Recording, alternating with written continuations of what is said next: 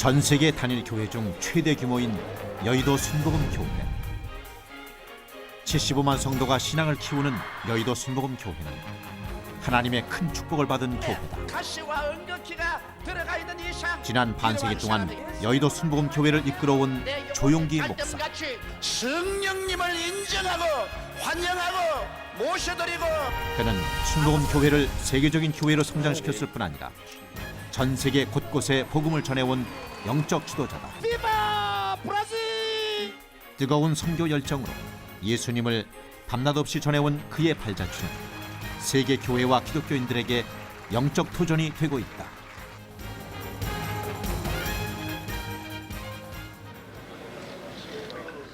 그러나 오늘이 있기까지 조용기 목사에게는 눈물과 시련의 시간이 많았다. 가난했던 어린 시절 그는 폐결핵을 앓았다. 죽음의 문턱에서 오직 기도로 주님께 매달렸고 그의 기도에 하나님은 응답해 주셨다. 예수님과의 만남은 인생의 전환점이 되었다. 동역자인 최자실 목사와 함께 개척한 천막교회. 비바람에도 쉽게 무너졌고 시련도 많았지만 하루가 다르게 성도들은 늘어났다. 결국 대조동에서 서대문으로, 서대문에서 여의도로 교회는 성장해 갔고 세계 최대 교회로 우뚝 서게 되었다.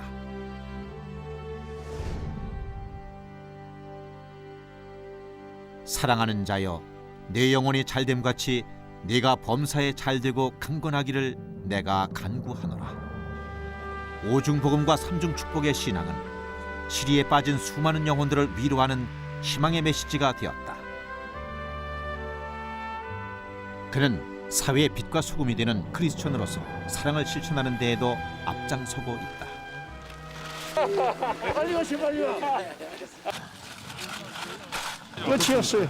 끝이 없어요. 이거 보니까 이거는 정말로 재앙이지 보통 사고라고 볼 수 없습니다. 종교계를 넘어 폭넓게 사랑을 실천하고 있다.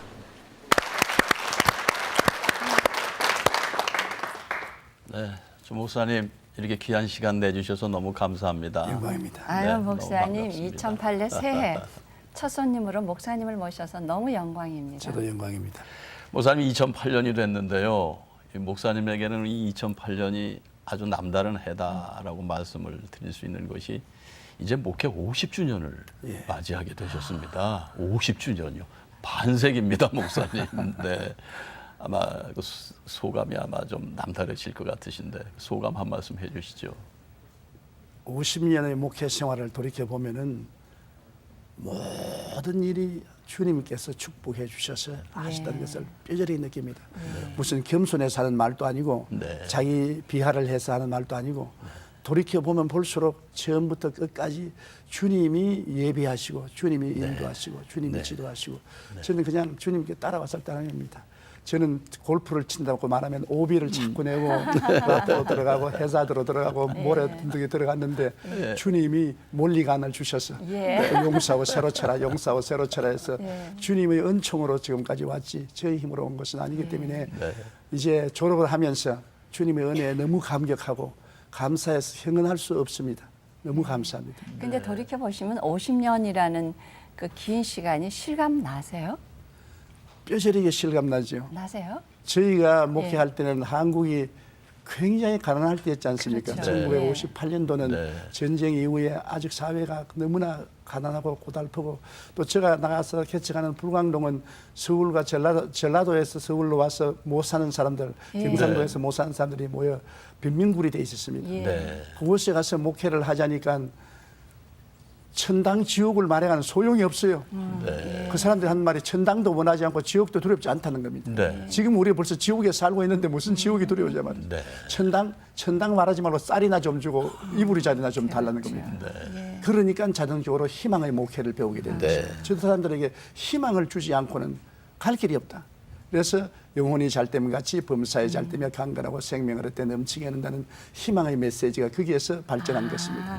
일생의 신학이 바로 그 가난한 동리에서 사람들에게 희망을 주어야 인생이 일어날 수 있다는 것을 배우게 된 것입니다. 예. 그리고 이제 서대문에 왔을 때는 모든 어려운 사람들이 서울에 올라와서 갈 곳이 없으니까 교회에 와서 자고 거기서 생활하는 것입니다. 예. 우리 교회당을 열어 졌겠거든요. 그러니까 교회당에 와서 자고 먹고 깨고 그 다음엔 기도를 하는데 우리 교회에서 처음으로 통성기도를 했거든요. 네. 이 사람들이 와서 비난을 많이 했습니다. 시끄럽고 통성기도 한다고. 그런데 제가 볼 때는 교회에 와서 아버지 앞에 한을 품고 통곡으로 울어지 세상에 가서 울 데도 없어요. 그렇죠. 예. 어떤 선교사가 와서 목사들, 교인들 좀 목욕 좀 하고 데리고 오십시오. 너무 교회 냄새가 나서 우리는요 아현동, 저 현저동 산꼭대기에 사는 사람이라 여름이 되어야 목욕하면 하지 한가에 나가서 목욕할 물도 없고 목욕할 돈도 없습니다. 예. 그 이해해 주십시오. 네. 그리고 애들이 그냥 이 교회 와서 오줌을 막 사거든요. 네. 왜냐하면 어머니가 하나는 안고 하나는 업고 하나는 줄에 묶어서 당기고 왔다 하는데 예배 드리는데 화장실 데려갈 시간이 없지 않습니까? 예, 예. 그냥 노가고 오줌 싸고 아주 빈민의 목회를 했는데 그래서 없고 헐벗고 굶주린 사람들과 일생을 같이 하겠다는 결심이 생겼습니다. 예. 근데 목사님, 그 이제 그 정말 없는 사람들하고 목회를 시작하셨기 때문에 희망의 그 메시지, 맞습니다. 그것이 이제 목사님 목회 철학이시라고 하셨는데 그 희망의 메시지를 듣기 위해서 주일날 보면은요, 여의도 순복음교회 그냥 정말 구름대 같이 몰려가지 않습니까, 교인들이. 근데 이제 많은 분들이 교인들은 저렇게 많이 몰려가는데 정작 목사님은 그 희망의 메시지를 전하시기 위해서 어떤 과정을 거치실까? 그 설교 전에 어떤 과정을 거치시는지 참 궁금하거든요. 설교를 하기 전에 목회자가 해야 될 것은 많은 시간을 가지고 묵상을 해야 되는 것입니다.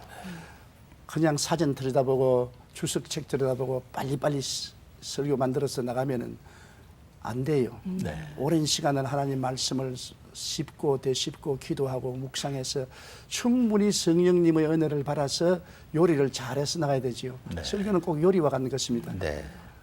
아무리 좋은 재료를 가지도 요리 솜씨가 없으면 맛이 없지 맛이 않습니까? 없죠. 예. 설교는 아무리 좋은 내용을 전하더라도 교인들이 들어줘야지 졸고 듣기 싫어서 나가면 안 되니까 설교는 내용도 풍부하고 설교 듣기 재미가 있고 은혜가 있어야 되기 때문에 그를 위해서는 긴 준비의 시간이 필요한 것입니다. 네. 목사님, 그 목사님의 설교는 뭐 말씀하신 대로 기도로 준비가 되고 묵상으로 준비된다는 것 저희가 다 알고 있는 바인데요. 그 과정 속에 성령님과의 또 뜨거운 이 교제에 대해서 저희들이 좀 알고 싶습니다. 제가 어떻게 처음 성령님- 신학교를 졸업하고 네. 목회를 시작할 때는 그래서 성령은 성부, 성자, 성령 삼위일체 축도할 때만 쓰는 것이다. 예. 이제 우리에게 영향력을 주시고 뭐 은사나 사용할 수 있는 그런 분이라고 생각하고 별로 중요시 안 했습니다. 네. 그런데 목회를 하고 보니까 한계점에 도달해요. 제가 도저히 할 수 없는 일들이 많습니다. 기도도 내가 한계점에 도달하고 믿음도 한계점에 도달하고 인내도 한계점에 도달하고 이 이상도 뛰어넘을 수 없어 1964년도에 제가 서대문에서 새벽기도에 엎드려서 기도를 했습니다. 하나님, 나는 이 이상 더 나갈 수가 없습니다. 네. 나는 더 이상 기도도 못하겠고 믿음도 이 이상 더 발전하지 못하고 하나님 말씀을 이 이상 더 깨닫지도 못하니 어떻게 합니까? 그때 하나님이 저에게 성령을 모셔라. 하나님 성령을 모시고 있는데요. 아니야, 그렇게 하지 말고 네. 인격적으로 너와 항상 같이 계시는 성령님을 인정하고 환영하고 모시드리고 의지하라. 내가 너희 부모와 같이 있고 너희 처자와 같이 있는 것처럼 성령님은 너와 같이 있어서 너를 돕기 위해서 하나님께 보내신 받은 자인데 너가 성령님을 등한히 하고 네가 중심으로 목회하기 때문에 그렇지 않느냐. 성령님이 주수꾼의 주인이고 이 교회 당회장이고 너희 목사가 아니냐. 그래서 그때 크게 깨달았습니다. 아, 나는 성령님을 그저 신학적인 존재요 영향력으로만 알았지 이렇게 인격적으로 같이 계셔서 목회하는 것을 몰랐다.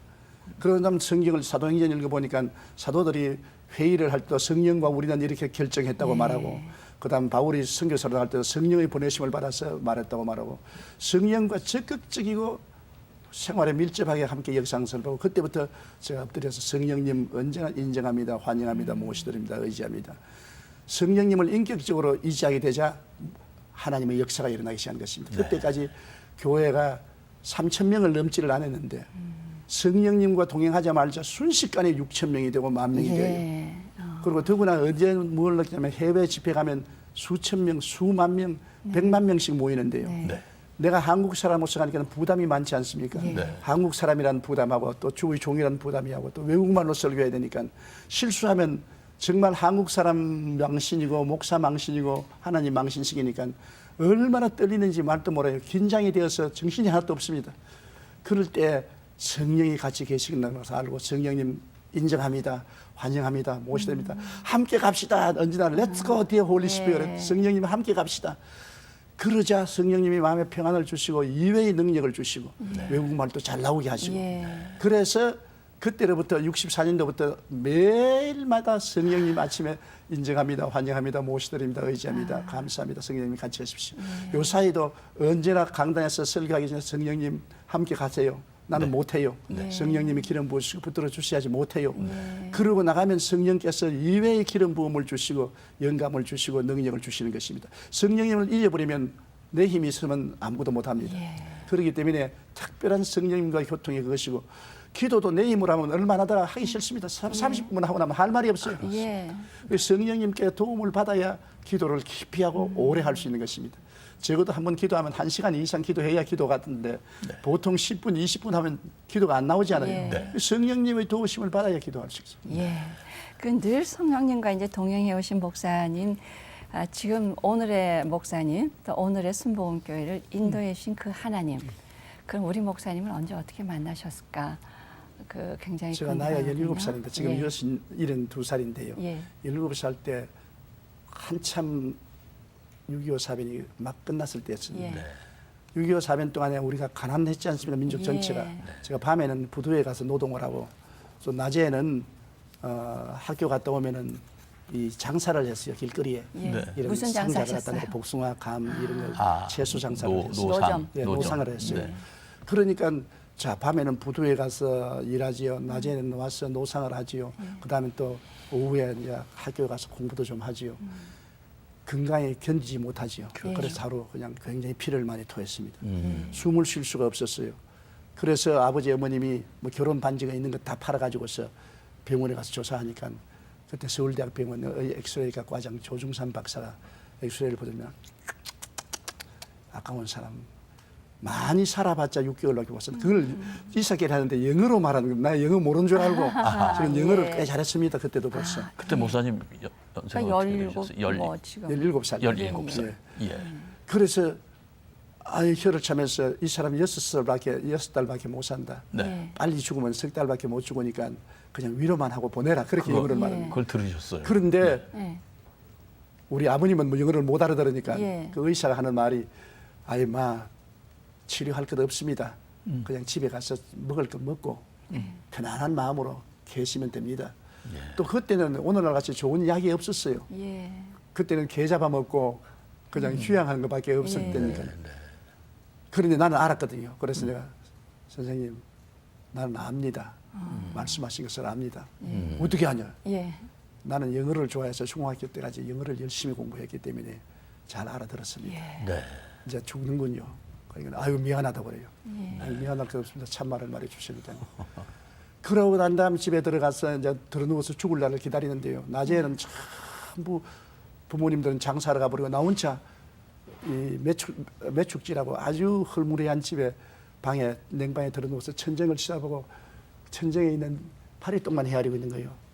그런데 우리 집안은 대대로 불교 집안이거든요. 그래서 시간만 있으면 연부를 하고 부처님 살려달라고 그랬는데 얼마 지지 않으니까 이제 죽겠어요.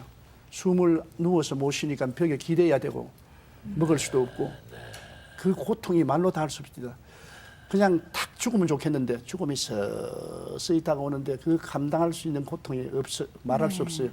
그래서 하루 내가 하나님이 계시면 날 살려주십시오. 의사도 못 살리고 우리 종교도 나를 못 살리는데 하나님이 계시면 나를 살려주시면 내가 일생을 바쳐서 하나님 섬기겠습니다. 뭣도 모르거든. 저는 교회 가본 적도 없고. 누가 전도한 사람 있는 것도 아니고요. 교회 가본 적도 없고 목사님을 만나본 적도 없고 설교 들어본 적도 없어요. 그런데 며칠 만에 자매님 한 분이 성경을 가지고 전도를 하러 왔어요. 그 우리 집이 문이 열려 있으니까 들어와서 내게 와서 예수를 전도하기 시작한 것입니다. 그거 자꾸 예수를 전도해서 난 우리 집은 불교 집안이니까 예수는 안 믿는다고 그러니까. 종교는 좋지만은 예수님은 종교가 아니다. 예수님은 하나님의 아들이 오신 것이다. 우리를 구원한 주니까 성경을 좀 읽어보라고. 네. 성경을 주시기에 내가 창세기를 들으니까 여기서부터 시작하면 계시록까지 끝날 때까지 살아있을는지 모르겠다고. 마태복음부터 읽으라 그래요. 예. 네. 그래서 마태복음을 들쳐서 읽기 시작하자 내게 감동이 왔습니다. 왜냐하면 저는 그 당시에 부산공업고등학교 기계과에 다녔는데 예. 모든 것을 기계적으로 생각하고 과학적으로 생각해서 예. 종교를 무시했거든요. 예. 그런데 여기는 완전히 기적이야. 그냥 문둥이가 낳고 귀신이 쫓겨나고 죽은 자가 살아나고 무르르 걸어가고 오병이 평소 때 같으면 절대 안 믿어요. 근데 내게 필요한 것은 그 기적이 필요했던 것입니다. 아, 예. 그래서 그게 제가 그 절실히 깨달은 것은 사람들은 필요한 것을 찾는다고. 예. 나는 기적이 없는 불교 같은 이 사유의 종교는 도저히 나를 살릴 수가 없어요. 그런데 예수님은 우리를 체념하라고 하는 것이 아니라 기적을 베풀거든요. 네. 막 현장에서 살리니까 네. 아 이거 내가 살겠구나. 네. 그래서 내가 영혼처럼 무릎을 꿇어 엎드려서 주님이 정말 기적을 행하는 이런 하나님이신 것 같으면 날 살려주십시오. 네. 살려주면 내가 예수 믿고 하나님 섬기겠습니다. 그러자 마음이 굉장히 평안해지고 마음이 뜨끈해져요. 아 희한하다. 막 마음이 너무 기뻐져요. 그래서 일어나서 막 노래를 부르고 싶고 막 뛰고 싶더라고요. 네. 근데 내가 뭐 찬송가 들어본 적도 없고 찬송한 적도 없고 막 아실라의 밤이여라고 부르고 그럼 우리 집에서 날 미쳤다고 이제 죽기 네. 전에 이제 미쳤다고 어머니가 와서 울고 나를 두들기면서 우리 집에 태어나서 네가 먹지도 잘 못하고 공부도 못하고 고생했는데 전생에 어떤 죄를 지어서 그런지 모르겠지만 후생에 가서는 부잣집에 태어나서 잘 살아라고 해서 어머니 나 예수 믿고 삽니다. 우리 집안 내내 없는 예수가 갑자기 어디서 들어왔노 말이야. 예. 누가 와서 예수를 말했나 말이지. 네. 내가 전도 받았어. 나 예수 믿고 구원받는다. 다 안 믿었어요. 그런데 그때부터 낫기 시작하는데 열이 떠나가고 네. 밥맛이 생기고 네. 마음이 기뻐서 못 견디겠어요. 그래서 성경을 펼치는데 까만 것은 글이요 흰 것은 종입니다. 예. 이 마태복음, 마가복음, 누가복음, 요한복음, 사도행전은 이야기가 있으니까 알겠는데 네. 로마서부터 시작해서는 전혀 무슨 말인지 모르겠어요. 네. 그런데도 불구하고 5구절을 계속 못 읽었습니다. 너무 감동이 돼서. 의미를 모르는데도 성경을 읽으니까 글자가 막 살아서 움직여요. 네. 움직여서 내 마음에 감동을 줘요. 네. 막 눈물이 나오고. 그래서 1년 만에 살아났습니다. 이야. 참 성령님께서 예. 처음부터 목사님을 예. 꽉 잡으신 것 같아요. 예, 하나님이 섭리하셔서 나를 네. 붙잡아 주셔서 지금도 내가 돌아보면 제가 도저히 예수 믿을 형편이 안 됩니다. 예. 가정도 아니고. 글쎄, 그런데 어떻게 하나님이 나를 그 위기에서 건져 주시고 구원해 주시는지. 그래서 아, 하나님이 사람의 줄, 사랑의 줄을 내게 던져서 나를 건져 주셨구나. 그것을 절실히 느끼고 있습니다. 목사님한테 그 성경책을 갖다 주셨던 그 자매가 네. 내가 예전에 갖다 드린 그분이 오늘날의 조영기 목사님이라는 걸 아실까요? 그게 막 궁금해요. 모르겠죠. 예, 그 그럼요, 이후에 그럼요. 뭐, 그러니까 예. 뭐 정말 천사를 보내셔 정말 그러니까 하나님께서. 우리가 부지런히 전도를 해야 되는 것입니다. 예. 뭐 알든 모르는지 네. 전도해 놓으면 어디에 씨가 그렇죠. 떨어질지 몰라요. 예. 네. 박순희 목사가 그러지 말하지 않습니까? 그 할아버지가 시장에서 장사하는데 대대 유교 집안이고 절대로 예수 믿는데 전도자가 와서 전도지 하나 던져놓고 가는데 예. 그걸 보시고 회개하고 온 집안이 다 변화되었어요. 하루는 할아버지가 80이 넘어서 이제 낚시를 하고 오셔서 낚싯대를 벽에 세워놓고 난 다음에 애들 다 오너라. 예. 그러다 보니까 내가 오늘 간다. 어딜 가십니까? 천당 간다. 네. 그리고 이혼하시고 곽선희 목사 어린아이인데 불러서 너는 남한으로 내려가라. 예. 너는 목사 되라. 그래서 곽선희 목사가 목사 되다지 않습니까? 전도지 그 할아버지가 그 전도지 한 장 받아가지고서. 그러셨군요. 예, 그러니까 우리가 듣든지 안 듣든지 전도해 놓으면 구원은 하나님이 하는 것이지 우리가 하는 것이 아니니까요. 네. 예. 정말 그럼 이제 그렇게 이제 1년 만에 막 기뻐지시고 그러고는 이제 교회를 가신 겁니까? 교회를 나는 다 교회가 다 하나인 줄 알았어요. 천주교가 있는 것도 모르고 개신교가 이렇게 많은 줄도 모르고 네. 그래가지고서 제가 병 낫고 난 다음에 교회를 어디 갈지 모르니까 취직을 했어요. 예. 병원에 취직을 했습니다. 조수로. 예. 취직하는데 그분이 고려파 교회를 나가요. 예. 그래서 부산 안에 네. 있는 고려파 교회에 나갔어요. 네, 네, 네. 네. 나왔는데 처음 나가니까 무슨 말인지 전혀 알아듣지 못했습니다. 네. 그런데 하루는 YWCA에 저녁에 나가니까 어떤 미국 선교사가 막 열정적으로 설교를 하고 있어요. 네. 한국에 해병대로 왔다가 미국 가서 회개하고 선교사로 왔다 갔는데 설교를 마치고 난 다음 내가 가서 소개를 하고 기도를 받고 난 다음 그가 통역이 없으니까 날 보고 통역 좀 해주겠냐 그래요. 예. 네. 그래서 나 해주겠다고. 그래서 병원 그만두고 그분 따라다니면서 통역을 했는데 내가 성경도 한번 안 읽어본 사람이 통역을 하니까 네. 고린도 전서라 하면 고린도 1서라 그러고 예. 사무엘 전서라 하면 사무엘 1서라 그러고 뭐 우습게 제가 통역을 예. 했죠. 그러면서 통역하면서 차차차 진리를 깨달았습니다. 자꾸 저 사람 설교하고 내가 설교 듣고 내가 번역을 하니까 그 사람이 순복음교회 선교부로 나를 인도해 주었어요. 예. 루피 리차드 목사님이라고 부산의 순복음교회 선교부가 있었어요. 그 교회에 나가서 그분이 날 보고 너 목사가 되고 싶으면 내가 보내는 신학교 가라. 내가 돈을 대주겠다. 그래서 그분이 돈을 대주어서 서울의 순복음 신학교에 입학을 해서 공부를 하게 됐어요. 아, 그러세요. 그 전부 하나님이 예비한 사람들을 예. 통해서 제가 은혜를 받고 목사가 된 것입니다. 그러셨군요. 참 택함 받으신 예. 분이라는 것을 예. 우리가 그래도 이제 새삼 목사님은 신학교를 가셨지만 그 하나님이 부르셨고 또 성령 체험을 먼저 하시고 난 다음에 이제 학생으로 들어가셨기 때문에 예. 그냥 신학교에 들어오신 분하고 또 좀 이제 학교 생활이 다르셨을 것 같아요. 신학교에 들어와 보니까 젊은 애들이 주로 들어와 있는데 너무나 근성으로 믿어요. 예. 그래서 새벽 기도도 제가 먼저 시작해서 애들 다 동원해서 새벽 기도하기로 하고 토요일은 삼각산에 끌고 가서 삼각산에서 금식 기도하고 또 낙파오다 공원에 북들머지 가서 북치고 믿으면 확 믿어야지 이렇게 희미하게 믿어서 어떻게 사람들을 주께로 인도하겠냐. 저는 신학교 시절부터 예수를 믿으면 확 믿어야 된다. 그런데 거기 선교사 통역을 했는데 많은 지방 교육자들이 와서 생활이 너무 어려우니까 선교사들에게 간청을 합니다. 돈 좀 달라고. 뭐 가족들 생활을 위해서, 학교 학생 학비를 위해서, 뭐 교회를 위해서. 그때마다 내가 통역을 했는데 내가 너무나 마음에 비참함을 느꼈습니다. 왜냐하면 하나님이 살아 계시면 하나님께 구해야지 왜 선교사에게 와서 구하느냐. 이게 너무나 이율배반적이지 않냐. 그래서 제가 그때 결심하기를 나는 굶어 죽더라도 하나님께 의지해야지 사람에게 구하지 않겠다. 우리에게 기도 응답을 못하는 하나님 같으면 그 하나님을 무엇 때문에 믿느냐 말이야. 그때 신학교 때 그 절실히 느끼고 제가 불광동에 개척할 때부터 선교사에게 한 푼도 달라고 안 한 것은 선교사 달라면 선교사가 내 하나님 될 거 아닙니까? 예. 모든 것을 주님께 엎드려 무릎으로 기도해서 거기서부터 서대문 여의도까지 나올 때 해외 도움을 한 푼도 안 받은 것은 하나님의 도움을 통해서 목회를 했기 때문에 하나님을 믿으라고 담대히 말할 수가 있습니다. 그러셨군요. 그 저희가 알기로는 목사님 그렇게 하나님을 만나신 이후에 목사님이 되시기 전에 신학자가 되시겠다는 결심을 갖고 계셨다는 얘기도 저희가 들었거든요. 제가 책 읽기를 좋아했기 때문에 네. 신학교에 들어와서 우리 선교사님들 집에 가면 장서가 많이 있지 않습니까? 네, 네, 그 가서 그 책을 한 권 한 권 빌려서 읽었어요. 네. 아마 한 3,000권을 읽은 것 같습니다. 예. 그러니까 외국어를 안다는 것이 얼마나 도움이 되는지 내가 영어를 몰랐으면 그렇게 책을 많이 읽었어요.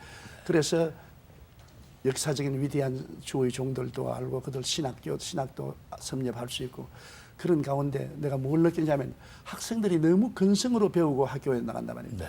너무 깊이 없는 신앙을 가지고 나가기 때문에 내가 신학자가 되어서 얘들에게 신학을 가르쳐야 되겠다. 그런 마음을 먹고 내가 미국으로 유학해야 되겠다. 네.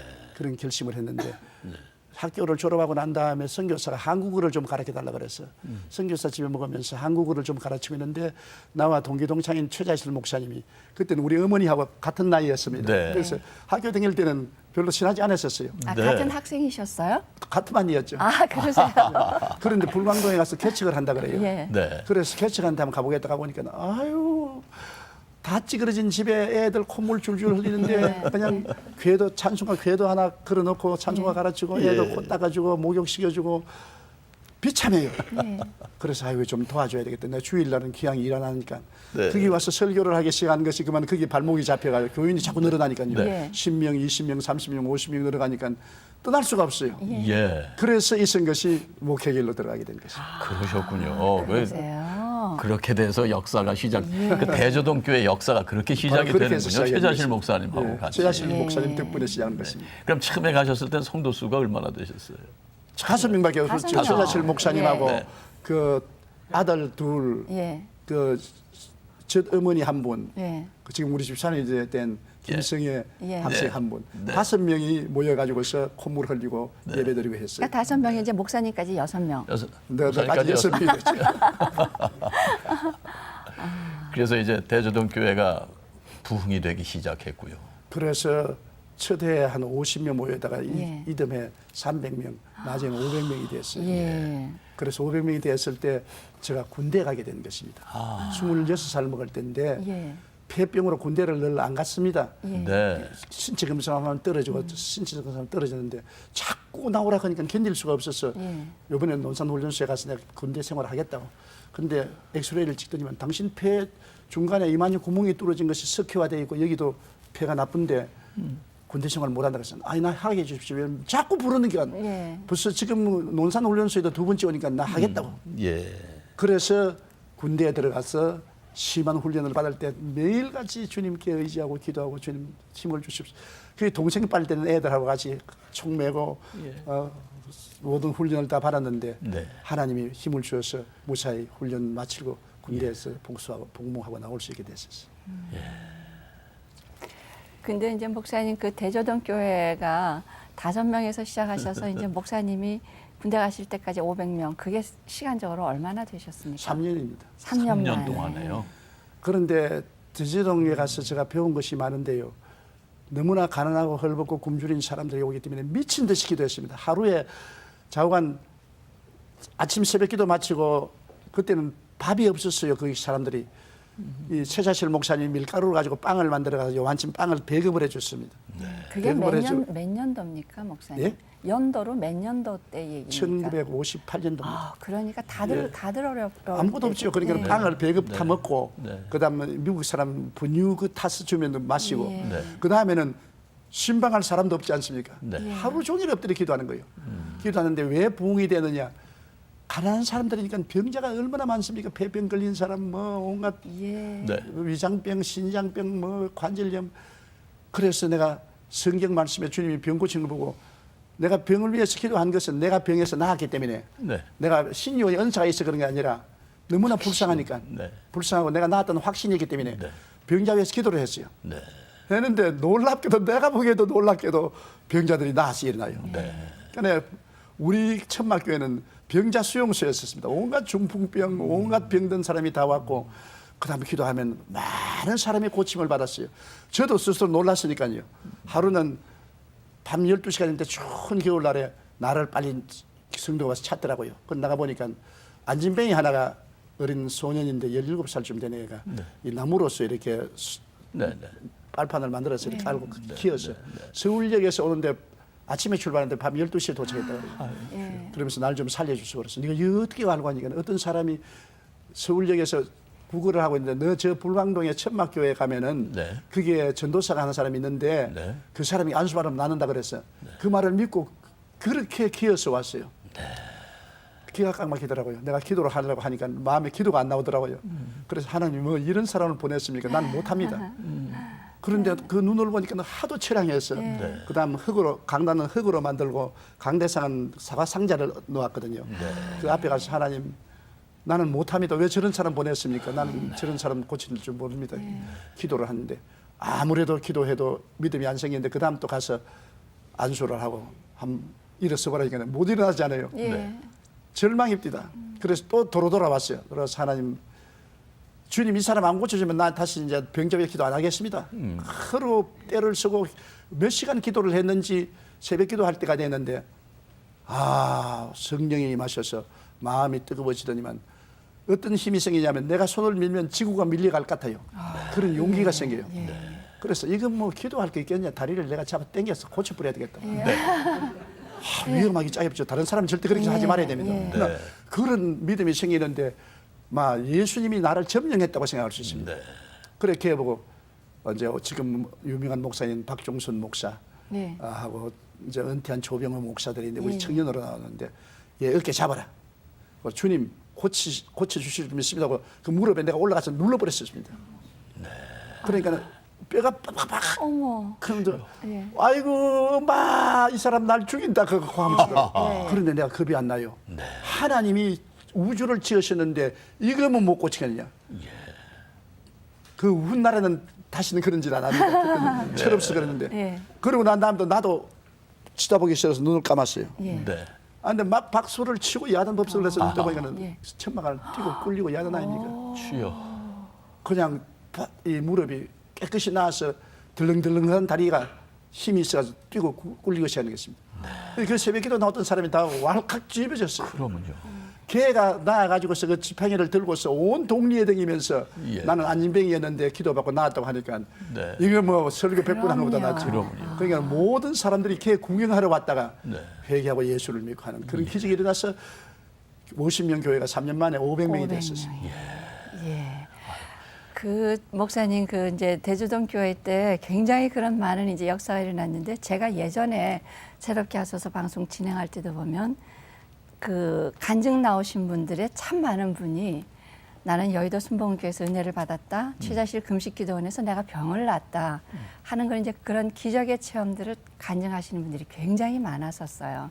그 지금 말씀 들어보니까 이미 그때부터 예 그런 신유의 기적이 놀랍게 일어났는데 목사님 물론 뭐 너무 많은 기적이 있으시기 때문에 그러시겠지만 그래도 또 그 중에 정말 이기저건 하고 마음속에 기억되는 것들이 있으시죠. 제가 인도의 마드라스에 가서 집회를 하는데 예배가에 한 50만 명이 모였어요. 예. 인산인해로 모였는데 사람들이 들끝에 애를 들고 가더라고요. 청년을. 근데 전신마비가 됐어요. 그런데 그 인도 사람들 전부가 보는 앞에서 이 들끝에 들린 애를 마치 성경의 친구들이 중풍병 환자 예. 집 헐고 내려서 강단으로 올리는 겁니다. 네. 정신이 아찔하더라고요. 그러시죠. 예. 이거 안 나가면 이거 어떻게 하냐 말이에요. 그러나 제가 지금까지 목회해보면요. 내가 담대한 것에 정별해서 하나님이 역사해 주시는 것입니다. 네. 겁을 집어보면 아무것도 안 돼요. 베드로가 겁 집으면 물에 빠진 것처럼. 용기를 내서 탐욕을 가지고 나가면 하나님이 역사하는데 얼마나 의심이 많이 들어오고 두려움이 많이 들어오는지 모릅니다. 그 의심과 두려움과 싸우는 것이 개정 문제예요. 네. 그냥 내가 들것을 저 내려놓으라 하고 싶은 마음이 꿀 예, 때까지 났어요. 예. 그 나중에 개인적으로 기도해 주겠다고. 예. 마귀가 그렇게 속삭이고 나도 그렇게 하고 싶은데 네. 내가 용기를 내서 에라 죽기 아니면 살기다. 이 판 저 판이다. 데리고라. 그 많은 사람 앞에서 내가 기도를 했어요. 얼마나 많은 사람들이 지금 있는 50만 명이 앞에 모였는데 그렇게 기도했는데 얼마가 일어나가지고 걷기 시작하는 것입니다. 네. 그러니까 50만 명이 완전히 불도가니가 되고 뭐 완전히 박수천지가 되고 그 아주 인상이 있고요. 그 다음에는 제가 하바로스크에 가서 집회를 하는데 공산당이 막 무너졌을 때였습니다. 근데 덜에 가서 집회를 하는데 하도 그 총 쏘는 사람이 많아가지고서 방탄 유리를 앞에다 세워놓고 제가 설교하는데 참 겁이 납니다. 그런데 그 하바로스크 시의 공산당 서기가 자동차 사고가 나서 목 밑에 뼈가 부러져 가지고서 마비가 되었어요. 그 사람이 휠체어를 타고 왔어요. 왔는데 공산당 청년들이 한쪽에서 나보고 물러가라고 데모를 하고 그 사람이 하니까 야 이놈아 네가 왜 왔냐고 고함을 치고 한물은 또 우익 청년들이 나를 지지하는 데모를 하고 한 5만 명이 들에 모였는데 막 복잡했어요. 근데 그날 설교를 하고 난 다음 병자비가 기도하는데 성령께서 저 사람 이제서 일어나라 그래라. 예. 네. 아유 난 못합니다.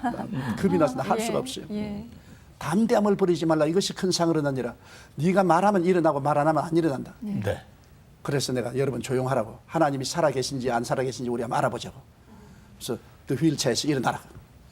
그러니까 일하더라고요. 예. 아유 못 일어나더라고. 예. 근데 내가 또 ความ을 쳤다고 이제 죽게 이제 살기니까 예. 예수 이름으로 명하는 일어나라. 예. 안 일어나면 내려가서 끄집어 올리려고 그랬었습니다. 예.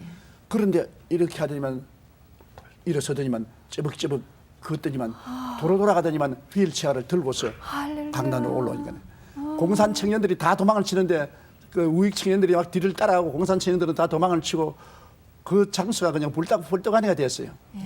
그걸 지금도 잊을 수가 없습니다. 그 공산당에서 막 해방된 그 사람들에게 그리스도의 복음을 전할 때 그런 기적을 하나님이 주신 것. 예. 지금도 잊을 수 없는 한 추억입니다. 그러시겠어요.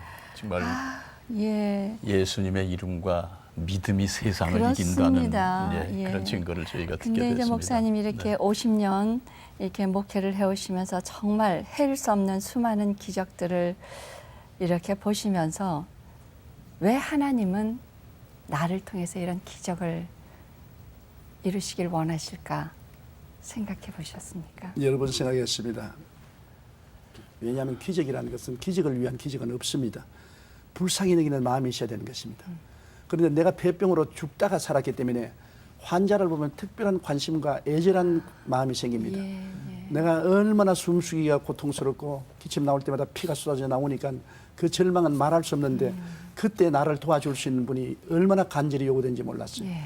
그렇기 때문에 병자를 위해서 기도할 때 내가 무슨 기적을 위한 것도 아니고 내가 뭐 목회 자랑을 하기 위한 것도 아니고 너무나 불쌍하기 때문에 어쩐지 내가 살신하더라도 저 사람을 건져야 되겠다는 그 동정하는 마음, 연민을 느끼는 마음을 가지고서 기도를 했어요. 지금도 물론 병자 위해서 기도할 때 내가 이제 사랑과 불쌍히 느껴서 기도하는 것이지 무슨 내가 믿음이 있느냐 없느냐는 생각 안 합니다. 믿음이 있든 없든 난 사랑해야 되는 것이니까. 그러니까 하나님의 역사가 일어나더라고요. 그래서 하나님이 나를 폐병 들게 한 것은 병자들을 진실로 마음속으로 사랑하기 위해서 체험을 주셨구나. 그냥 근성으로 말씀만 믿고 사는 것이 아니라 진실한 사랑을 가지고서 병자들을 기도하게 만들어줬구나. 이것을 느꼈습니다. 네. 목사님 이제 얘기를 좀 다른 방향으로 좀 옮겨보겠습니다. 목사님 궁금한 게요. 그 최자실 목사님과 이제 대저동 천막교회를 통해서 만남이 되셔가지고 동역자로서 함께 동역을 하셨고, 근데 그 후에 최자실 목사님이 목사님의 장모님이 되셨습니다. 내가 보기에는 예. 최하실 목사님이 나를 사회에 삼으려고 결정한 것 같아요. 왜 그러냐면 예. 그때는 우리 집 사람은 나보다 6살 아래로서 조그마한 소녀. 중학교 소녀였거든요. 네. 그런데 우리 천막교회에서 올강을 쳤어요. 네. 쳤는데 저는 아무래도 혼자서 살기가 힘이 드니까 내가 밥도 해 먹어야 되고 빨래도 해야 되고 하니까 결혼을 해야 되겠는데 예. 최 목사님이 여자만 내 곁에 오면 호통을 친단 말입니다. 그래요? 어느 처녀라도 내 곁에 오면 사탄아 물러가라. 그러면 예. 나보고 와서 아니 주의 종이 말이지 예. 웅이 속을 먹고서 여자들을 만나냐 말이지. 예. 네. 어디 그렇게 주의 종이 되겠나. 예. 얼마나 겁이 나는지. 네. 그러니까 내가 30살까지 결혼을 못한 것은 우리 집 사람 자랄 때까지 기다리는 거. 이화여자 대학교 졸업할 때까지 우리 장모님이 나를 지켰어요. 나는 그 속을 전혀 몰랐는데. 예. 네. 그리고 나중에 이제 우리 집 사람이 이제 학교를 졸업하게 되니까 예. 날 부르더니만 서대문에 있을 때 내 딸 어떻게 생각하냐. 예. 아니 내 동생인데 어떻게 날 보고 오빠라 그러거든요. 네. 난 동생으로 생각하고 있는데 네. 동생인데 어떻게 하니까 자네가 내 딸하고 결혼하면 내가 자네하고 계속 목회하겠거니와 안 하면 나는 오늘부터 나가겠다 하는데 네. 아니 이거 뭐 조건도. 선택의 조건이 없습니다. 예. 결혼 안 하면 최사실 목사님 나가면 나는 할 수 없어요. 네. 나는 아직 나이가 젊었고 최 예. 목사님이 어머니처럼 모든 것을 다 끌어안고 들어주었는데 팀이 무너지면 목회가 무너지지 않습니까? 네. 그러니까 뭐 어떻게든지 결혼해야 했다고 결심을 하고서 예. 처음 결혼을 했는데 정말 우리 집 사람을 늘 동생으로 생각하다가 결혼을 하고 난 다음에 여보 소리가 안 나왔어요. 그런 것이 그러셨겠어요. 아니 그러면 그 정말 동생으로 생각하시고요. 이제 뭐 오빠라고 불렀을 거 아닙니까, 그렇죠? 그럼요. 예, 그러셨으면 이제 최 목사님이 내 딸이 어떤가? 그럼 어쨌든 결혼을 하시려 그러면 그래도 사모님한테 프로포즈는 하셔야 되지 않습니까? 어떻게 하셨어요? 누가 먼저 프로포즈를 하신 거예요? 프로포즈도 그럼 없죠. 우리 최 없었어요. 목사님 과정이 없으셨어요? 우리 최 목사님이 둘이를 부르더니만 너 이제부터 결혼하고 살아라 그러대. 그러니까 순종했죠. 그냥 시키는 대로. 우리 집 사람도 지금 늘 말하는 것은 예. 어머니 때문에 나는 연애도 못 해보고 어머니가 정한 사람하고 결혼하니까 나도 똑같이다. 나도 어머니 때문에 선택도 못 해보고 결혼했다고. 아니 그러죠. 그러긴 하셨지만 굉장히 신세대셨어요. 왜냐하면 요즘 그 젊은이들 보면 다 오빠 하다가 남편 되잖아, 그렇죠? 그렇습니다. 예, 네. 근데 그 옛날에 오빠 하다가 그것도 어느 정도 나이가 레벨과 같으면서 오빠 하면 예. 로맨틱한 생각이 생기겠지만은 제 6살 아래니까 아주 동생발 아닙니까? 예. 그리고 그때는 또 요사이 같이 뭐 화려한 옷을 입은 것도 아니고 그냥 머리 빠만 머리도 아니고 예. 그냥 칠끔 묶고 다니고 단발머리 하고 다니고 조금 더 로맨틱한 생각은 없었습니다. 그냥 매력을 못 느끼셨다. 그냥 이거죠, 왜냐하면 목사님? 나보고 오빠 신발 사게 돈 좀 줘. 예, 등록금 결혼하시고 좀 도와줘. 결혼하시고요. 예, 아니 결혼하기 전에. 결혼하기 전에. 예, 예. 그러니까 왜 신발을 아끼 안 신고 그렇게 신느냐 그러고 예. 아니 돈 아껴 살아. 그리고 그런 처지인데 아니 결혼을 하고 어떻게 여보 당신 할 수가 있어야지. 상당히 노력 많이 했습니다. 아이고 참 목사님 역사가 그렇군요. 사모님과의 역사가. 예. 예, 이제 알았습니다. 그렇게 해서 이제 목사님 대저동 교회 시대를 이제 벗어나셔서 서대문 시대가 열리고 근데 이제 가만히 보면 교회 성장과 함께 비례되는 것이 목사님의 건강들이시더라고요. 또 한 번 목사님 건강 때문에 굉장히 그 어려움을 저는 많이 굉장히 겪으신 걸로 알고 있습니다. 군대에 있을 때 특수부대에서 너무 강한 훈련을 받다가 탈창이 생겨서 서울수도 육군병원에서 8시간 수술을 했습니다. 수술을 하고 6개월 동안 대전 육산병원에서 입원을 했습니다. 그리고 제대하고 난 다음에 몸이 늘 약했어요. 흔들흔들하고 내일을 기약할 수 없었어요. 그래서 내가 결혼을 안 하려는 것은 결혼하면 반드시 과부로 만들 것이다. 그래서 결혼한 첫날 내가 하는 말이 나는 죽을 사람이니까 내가 죽거들랑 이렇게 하라. 어머, 새 신랑이요? 예, 그런 말을 했습니다. 예. 그리고 하루하루 강단에 서는 것이 정말 죽음이었었습니다. 고통스러운데 1964년도에 부흥사가 와서 부흥회를 하는데 내가 통역을 하다가 쓰러졌습니다. 갑자기 막 가슴이 확 막히더니 심장이 탁 중지하더라고요. 그래서 내가 쓰러지면서 옆에 앉아있는 존 허스턴 선교사님, 선교사님 난 죽습니다. 그랬는데 다시 숨이 돌아오더라고요. 그래서 사람들이 나를 즉십자 병원으로 들끝에 싣고 갔는데 병원에서 말이 당신 체력이 다 떨어지고 70 먹은 노인과 같단 말이지. 심장 상태가 지금 목회하면 죽는다. 그래서 나 집으로 갔는데 집에 가서 가만히 생각하니까 내가 목회가 나의 생명인데 목회를 못할 바에는 죽는 것이 낫다 차라리. 그래서 죽음과 삶의 칼빛 속에서 아유 주님이 원하시면 내가 죽게 해주십시오. 그러나 난 목회하겠습니다. 그래가 그 다음 주일날 집사들 보고 와서 나를 업고 가라 그랬습니다. 그 강단에 업고 나와가지고서 5분 설교하고 쓰러졌습니다. 그 다음에 또 10분 설교하다 쓰러지고. 그런데 저는 강단에 생사를 걸고 섰습니다. 지금 50년 목회 한 번도 내일을 기약할 수 없을 만큼 이야기했습니다. 사실은 외국에 가서 설교를 하면서도 굉장한 육체적인 허약과 어지럼증으로 고생을 많이 했는데요. 지금 내가 느끼면 너무나 놀라운 게 그럼에도 불구하고 병원에 한번 입원 안 하고 설교하고 그 국내 목회와 해외 여행을 할 수 있는 것은 하나님 예수님께서 안에 계시면 할 수 있습니다. 아멘. 뭐가 다르냐? 몸은 그렇게 아프고 허약이고 넘어지려고 하는데 마음이 평안하기가 태평양 같아요. 그 평안이 잡아주는 겁니다. 평안이 없으면 마음이 요동쳤으면 가라앉았어요. 그래서 내가 이 놀라운 기적을 압니다. 나는 허약하지만은 내가 약할 때 내가 강하다고. 나는 몸은 말할 수 없이 허약한데 마음에 평안이 있기 때문에 그 평안을 의지해서 설교를 하죠. 그런데 그 때문에 설교가 짧아진 것은 긴 설교를 하면 내가 넘어질까 싶어가지고서 될 수 있으면 요약을 해서 짧게 설교를 하고 단순하게 설교를 하고 그렇게 했습니다.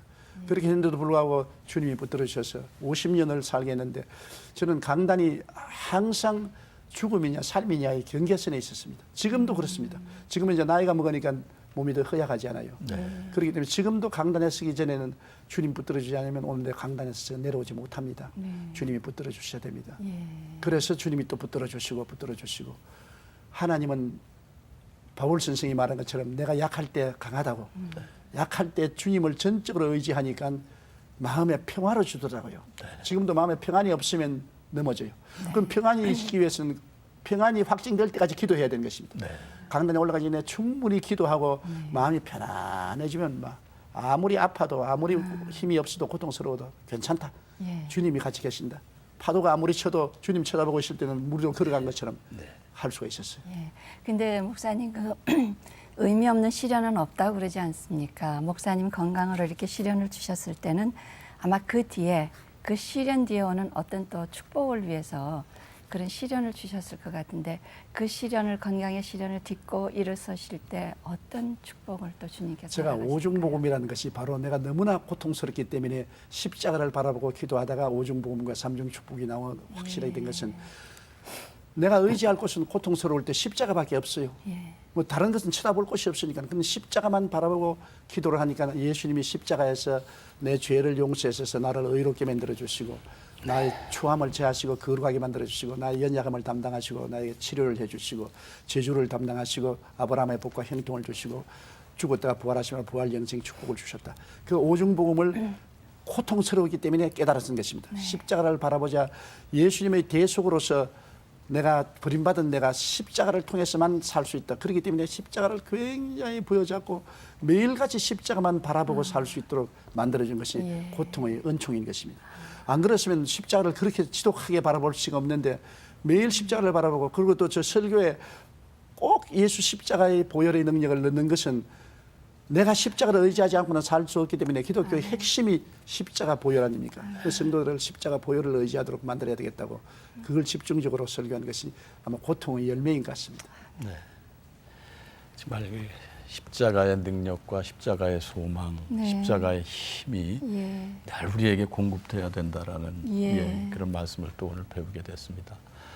정말 목사님, 그 이제 교회가 그렇게 성장해 가시고 또 성령님의 인도하심에 따라 그렇게 또 큰 그 역사를 목사님 삶을 통해서 예. 우리 하나님께서 다 펼치셨고, 이제 또 남은 얘기를 저희가 또 이제 기대를 해야 되겠는데. 예, 그런데 예. 이제 시간은 또 그냥 이렇게 짧게 가버리면 어떡하라고요. 네. 그래서 목사님 지금 이제 여의도 순복음교회가 세워지기까지 참 많은 시련과 영광도 있었을 것이고요. 네. 또 앞으로도 이제 그 많은 비전들을 갖고 계실 텐데 그 말씀을 저희가 이제 내일 목사님을 모시고 다시 한번 듣도록 하겠습니다. 예. 목사님 감사합니다. 오늘 정말 고맙습니다. 너무너무 감사합니다. 감사합니다. 네.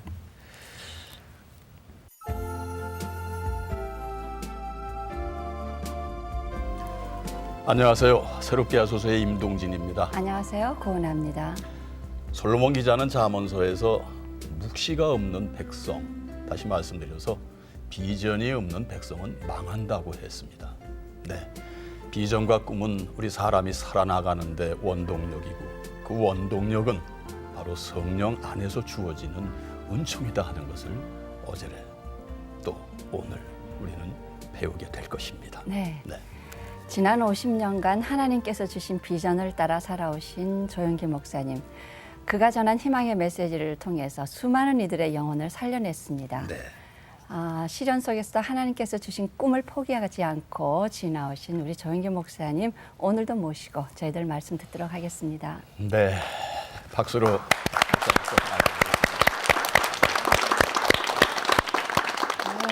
목사님, 저희들에게 지난 일부 시간은 예. 정말 큰 도전을 저희들이 받았습니다. 목사님께서 그 하나님과의 만남, 그 다음에 대조동 천막교회, 그리고 서대문 교회 이르기까지, 예. 그 다음 이제 여의도 시대를 여시지 않습니까? 예. 그 여의도 시대까지 오시는 그 과정과 여의도 시대를 여셨을 때 또 왜 어려움이 없으셨겠어요? 그런 얘기 좀 오늘 말씀으로 열어주십시오. 예. 제가 서대문에 와서 목회를 할 때 하나님이 많은 축복을 주셨어요. 예. 성도들이 폭발적으로 늘어났습니다. 예. 그래서 1969년도에는 등록 성도 12,000명이 됐습니다. 그러니까 도저히 수용을 할 수 없고 주일이면 서대문 일대 교통이 마비되니까 서울시경에서 예배를 보지 마라. 네. 온 서울 시내 교통을 다 마비시키고 이렇게 어떻게 하느냐. 그리고 옮겨가라. 그런데 교인들이 다 가난하지 않아요. 아주 먹고 살기가 힘든 가난한 교인들이기 때문에 교회를 감히 옮겨갔다고 생각할 수가 없습니다. 예. 그러나 이제 옮겨가라고 하니까 엎드려서 기도를 하는데 하나님 성령께서 저희 마음속에 기왕 옮겨갈 것이면 앞으로 장차 10,000명을 수용할 교회를 세우고 3,000에서 5,000대의 자동차를 파킹할 그러한 교회를 세우라. 그런 꿈을 주었었습니다. 네. 그래서 내가 우리 장로님들에게 앞으로 우리가 옮겨날 교회는 한 10,000명 수용하고 한 3,000명에서 5,000명 파킹을 하니까 내가 웃으면서 목사님 자동차는 무슨 자동차, 우리 자전거도 없는 처지에 무슨 자동차 있습니까? 아니요, 장차 그런 일이 생깁니다. 그때는 벌써 제가 외국에 많이 다녔기 때문에 외국에 큰 교회를 세우면은 반드시 파킹이 파킹. 문제더라고요. 예. 네. 그러나 내가 말할 땐 다 웃고 우리 생전에는 그런 때가 안 온다고. 마이크가 어디 있습니까? 바이시클도 없는데. 예. 그러는데 제가 그렇게 해야 된다고. 우리 장로님들은 어디 저 산골짜기에 가서 네. 뭐 옛날 고아원 하는 거나 이런 걸 사가지고서 거기에 시작하자 그래서 안 됩니다. 기왕 하는 김에 크게 하는 게 목사님 돈을 얼마나 미국에서 빌려오겠습니까? 그러더라고. 난 미국에서 돈을 이제 아는데 난 하나님이 주실 줄 믿는다. 그러니까 목사님은 재정을 모릅니다. 우리 교회 지금 재정에 돈이 얼마 있는지 압니까? 그때 돈 100만 원이 있습니다. 네. 이것 가지고서 한 달 운영도 안 되는데 어떻게 했습니까? 나는 하나님 믿고 한다. 네. 그랬는데 마침 하나님이 길을 인도해 주셔서 지금 차일석 장로님이 그때 서울시 부시장으로 계셨습니다. 네. 그 부인이 그 어머니가 우리 교회를 잠시 나오셨어요. 예. 그래서 소개를 받아서 어머니를 통해서 차장로님을 만나니까 예. 서울시가 여의도 개발한다고 그랬었어요. 예. 여의도를 개발해서 한국의 마나탄으로 만든다고. 그 사람들이 다 비웃었죠. 김현옥 씨가 막 먼지를 날리고 여의도를 개발하는데 이제 망한다고.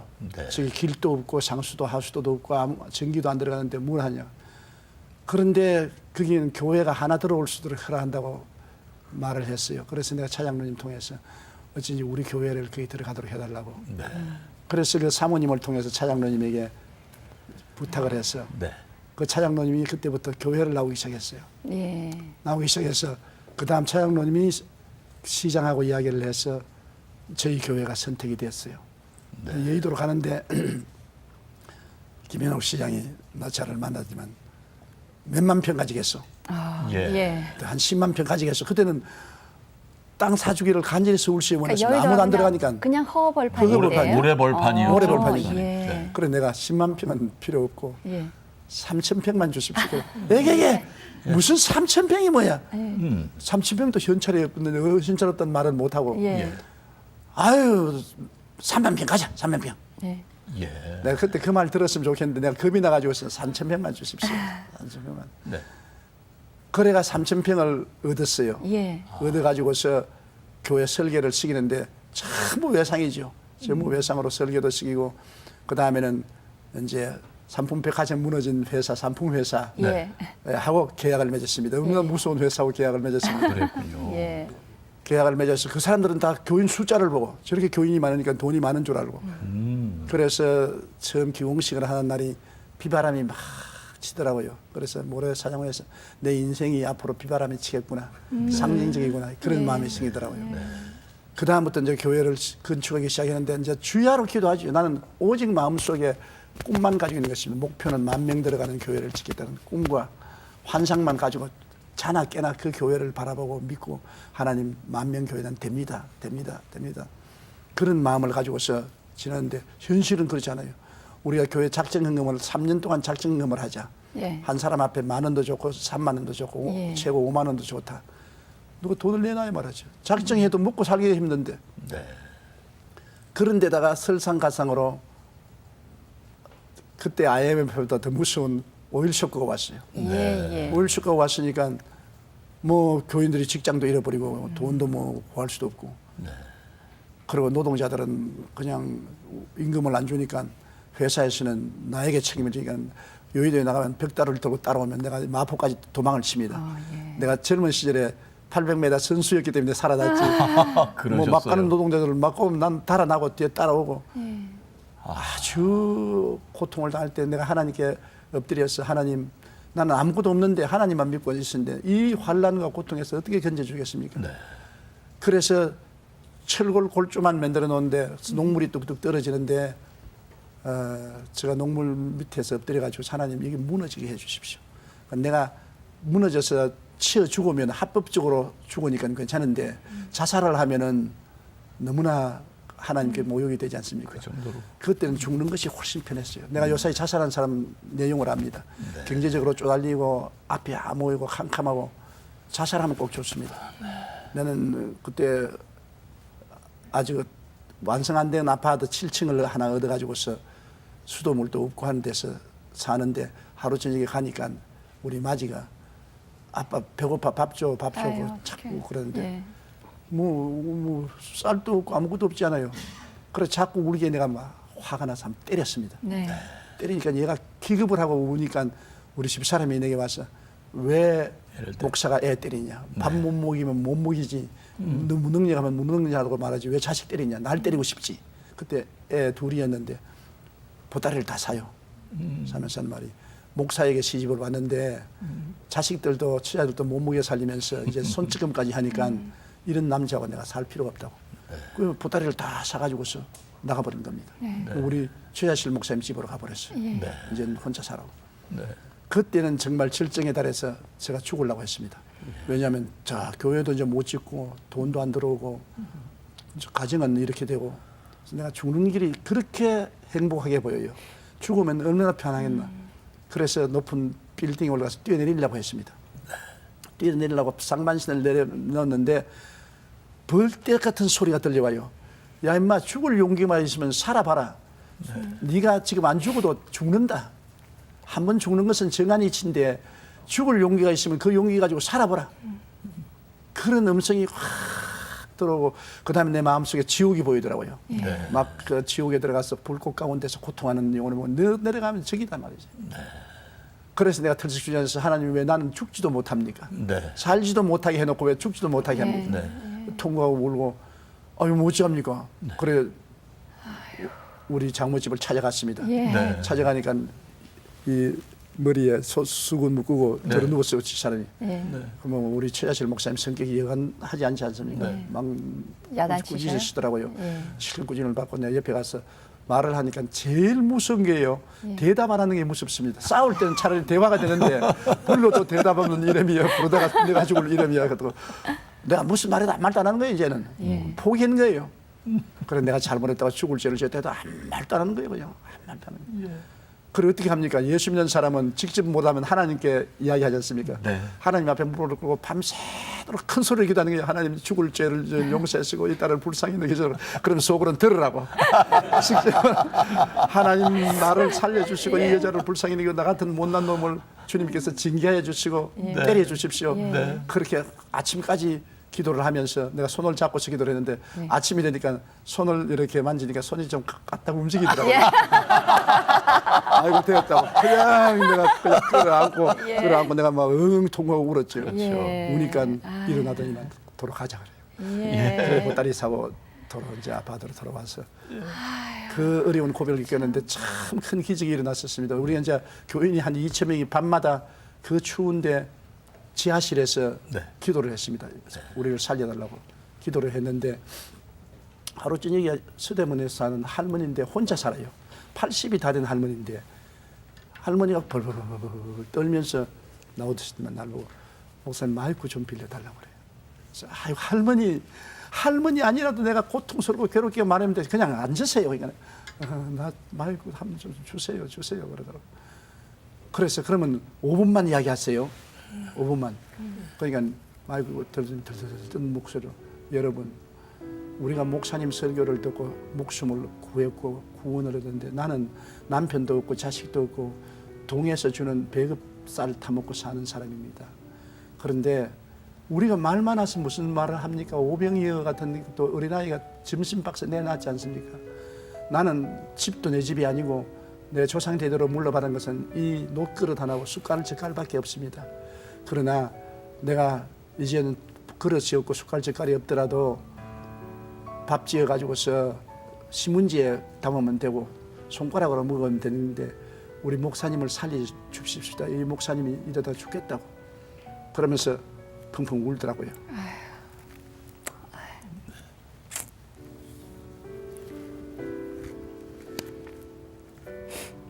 네. 그래서 그게 동기가 돼 가지고서 그 할머니가 우니까 모든 사람이 다 울더니만 우리 성도들이 일어나 가지고서 흥금 작정을 하는데 집도 내놓고 뭐 있는 거 다 내놨어요. 뭐 결혼한 사람들 신혼생활하는 사람들이 1년 월급도 내놓고 내가 그때 정확한 액수는 몰라도 상당한 많은 액수의 돈이 약속이 됐어요. 그래서 내가 그것을 들고 불광동에 있는 한일은행 지점장을 찾아갔습니다. 한일은행을 찾아가서 이만한 약속을 했으니까 이걸 담보로 잡고 돈을 좀 빌려달라고. 그러니까 병원에 가서 내 건강 진단을 해오라 그래요. 왜냐하면 당신이 살아있어야 이 돈이 나오고 죽으면 그래 병원에 가서 건강 진단을 해가지고 오니까 그 급한 돈을 내주더라고요. 그래서 그 융자를 받아가지고서 교회 돈을 지불하니까 회사에서 다시 공사하기 시작했어. 그 하나님이 놀라운 기적 베풀었습니다. 그 할머니 아니었으면 안 돼요. 아무리 돈 내라 해도 누가 돈 냅니까? 그 할머니가 꿀한지 우는 말미암아 모든 사람이 감동이 돼가지고서 그 돈을 내서 그 교회를 짓고 제일 처음 우리 교회에서 한 것이 빌리그람이 와서 전국 교육자 수양회를 우리 교회에서 했습니다. 그래서 하나님께 정말 감사하고 내가 지금 여러분에게 말씀만 드리고 싶은 것은 어떠한 고난에도 해결의 길은 있다. 예. 고린도전서 2장 9절에 하나님이 자기를 사랑하는 자를 위해서 예비해 놓은 모든 것은 눈으로 보지 못하고 귀로 듣지 못하고 마음으로도 생각지 못하여 함 같으니라. 너희는 내게 부르시리라 내가 응답하겠고 네가 알지 못하는 크고 비밀한 일을 나타내리라. 뭐 큰 부자가 와서 큰 돈을 내놨으면 내가 알겠죠. 나 80은 할머니 이지할 것 없는 게 녹그릇 하나 젓갈 가지고 와가지고서 온 청중을 감동시켜 가지고서 사람들이 있는 것 없는 거 다 내놓았어요. 다 땅을 치고 울고. 그래서 교회가 이루어진 것입니다. 그렇게 열성을 다해서 기도를 하셨고 목사님께서 정말 희망찬 메시지를 이제 오늘날의 여의도 순복음교회로 부흥을 하는데 또 목사님 그렇지 않습니까? 굉장히 막 부흥을 하면 거기에 또 반드시 이제 여러 가지 약간의 시샘 같은 게 또 이제 세상에서는 있게 마련이거든요. 그래서 이제 목사님 목회하시는 참 오랜 기간 속에 그래도 제일 어려운 시기가 어느 때였을까 생각해 보면 이단 시비가 이제 있었을 때 그때가 목사님한테는 정말 괴로운 시절이 아니셨을까 하는 생각이 드는데요. 제일 처음 제가 시련을 겪은 것은 불광동에서 교회가 커질 때 우리 총회에서 나를 목사직 박탈을 했습니다. 그래요? 적이 병고침을 신유운동을 너무 한다고. 예.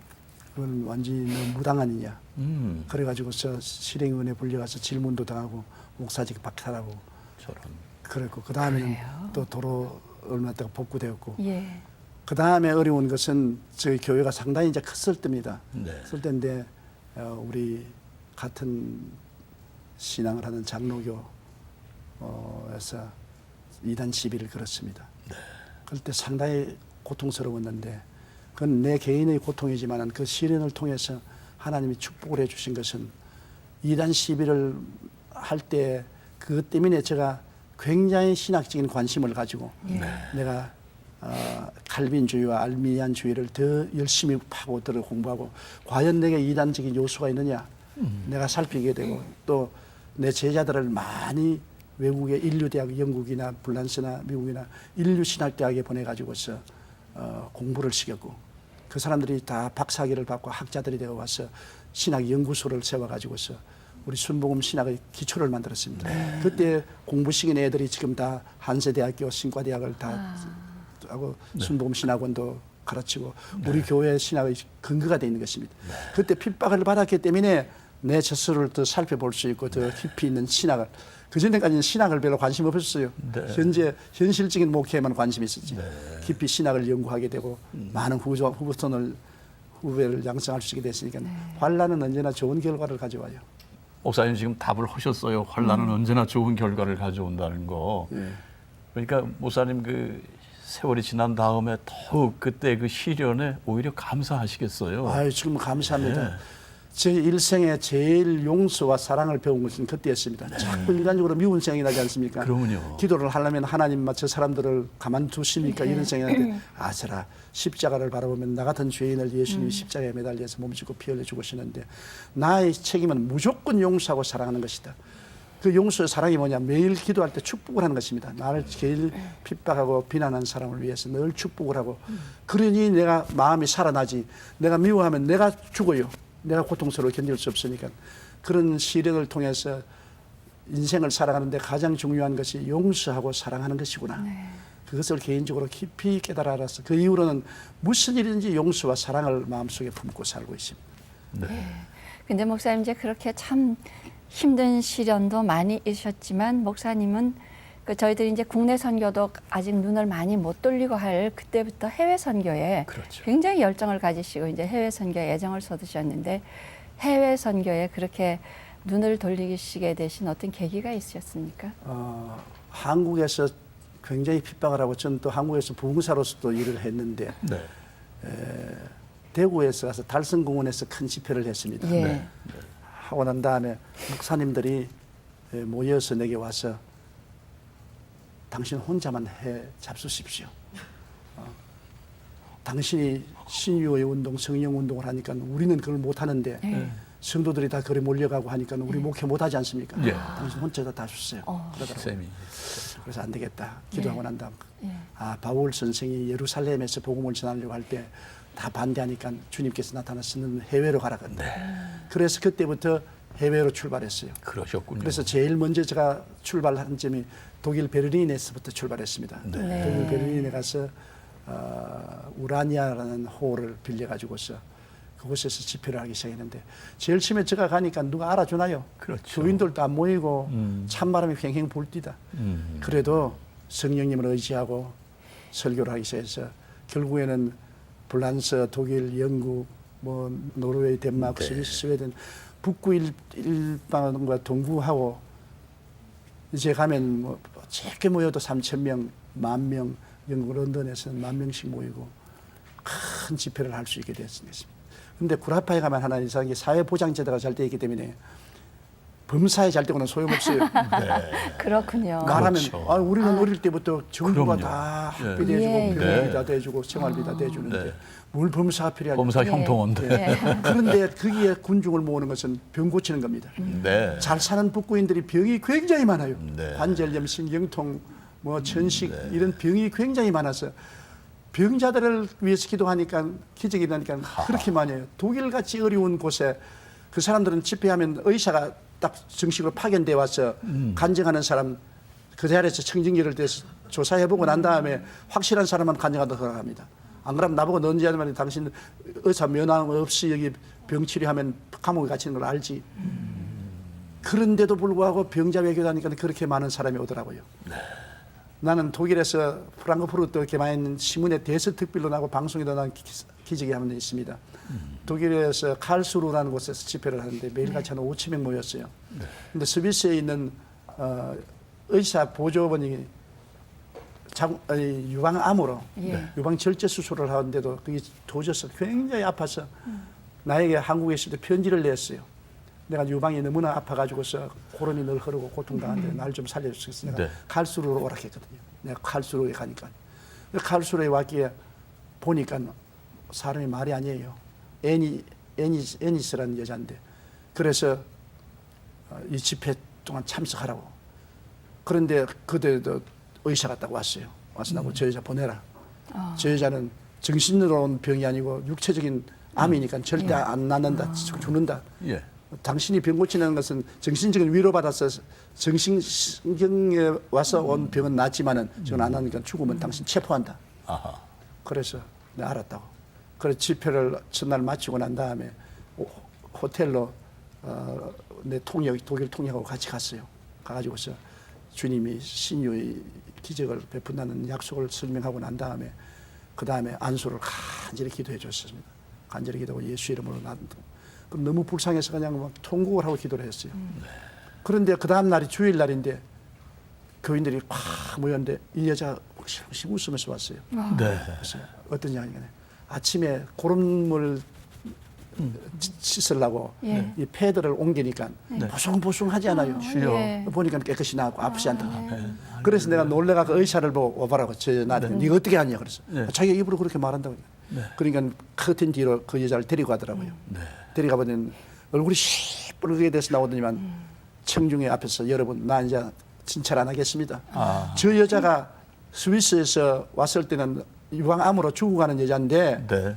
어떤 일인지 조 목사가 기도를 했다 그러는데 오늘 아침 보니까 내가 주사를 해보니까 깨끗이 나았단 말이에요. 네. 그러면서 이제 난 이 하나님이 계신 곳이기 때문에 내가 감히 진찰 안 하겠다. 그러면서 날 보고서 안수기도 좀 해주십시오. 그래서 네. 그러니까 나 당뇨병이야. 의사가.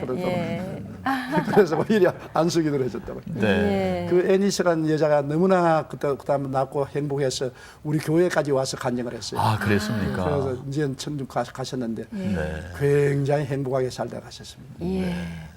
저희들 그 준비한 게 있거든요. 네. 목사님 해외 성회 하실 때 모습을 저희들이 준비를 해놨습니다. 네. 한번 같이 보시겠습니다. 같이 보시고 말씀 나누겠습니다. 네.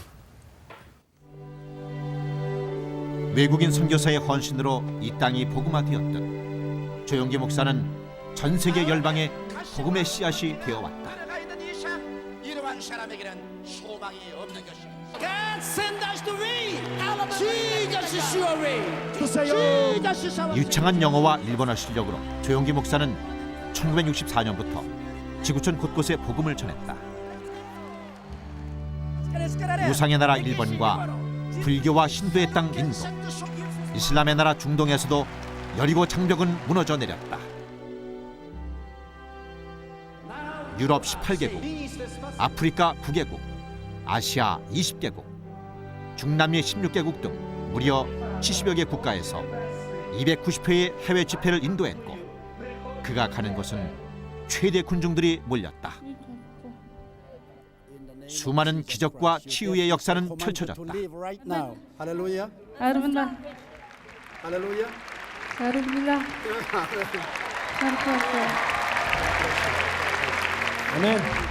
희망이 넘치면서도 파워풀한 그의 설교는 가는 곳마다 청중을 휘어잡았고 수많은 이들이 예수님을 영접했다. Somos curados pelas suas pisaduras. Thank you, Jesus. Obrigado, Jesus. 복음을 전하는 일이라면 두려움도 거칠 것도 없었던 조용기 목사는 각국의 대통령과 수상들에게도 적극적으로 복음을 전했다.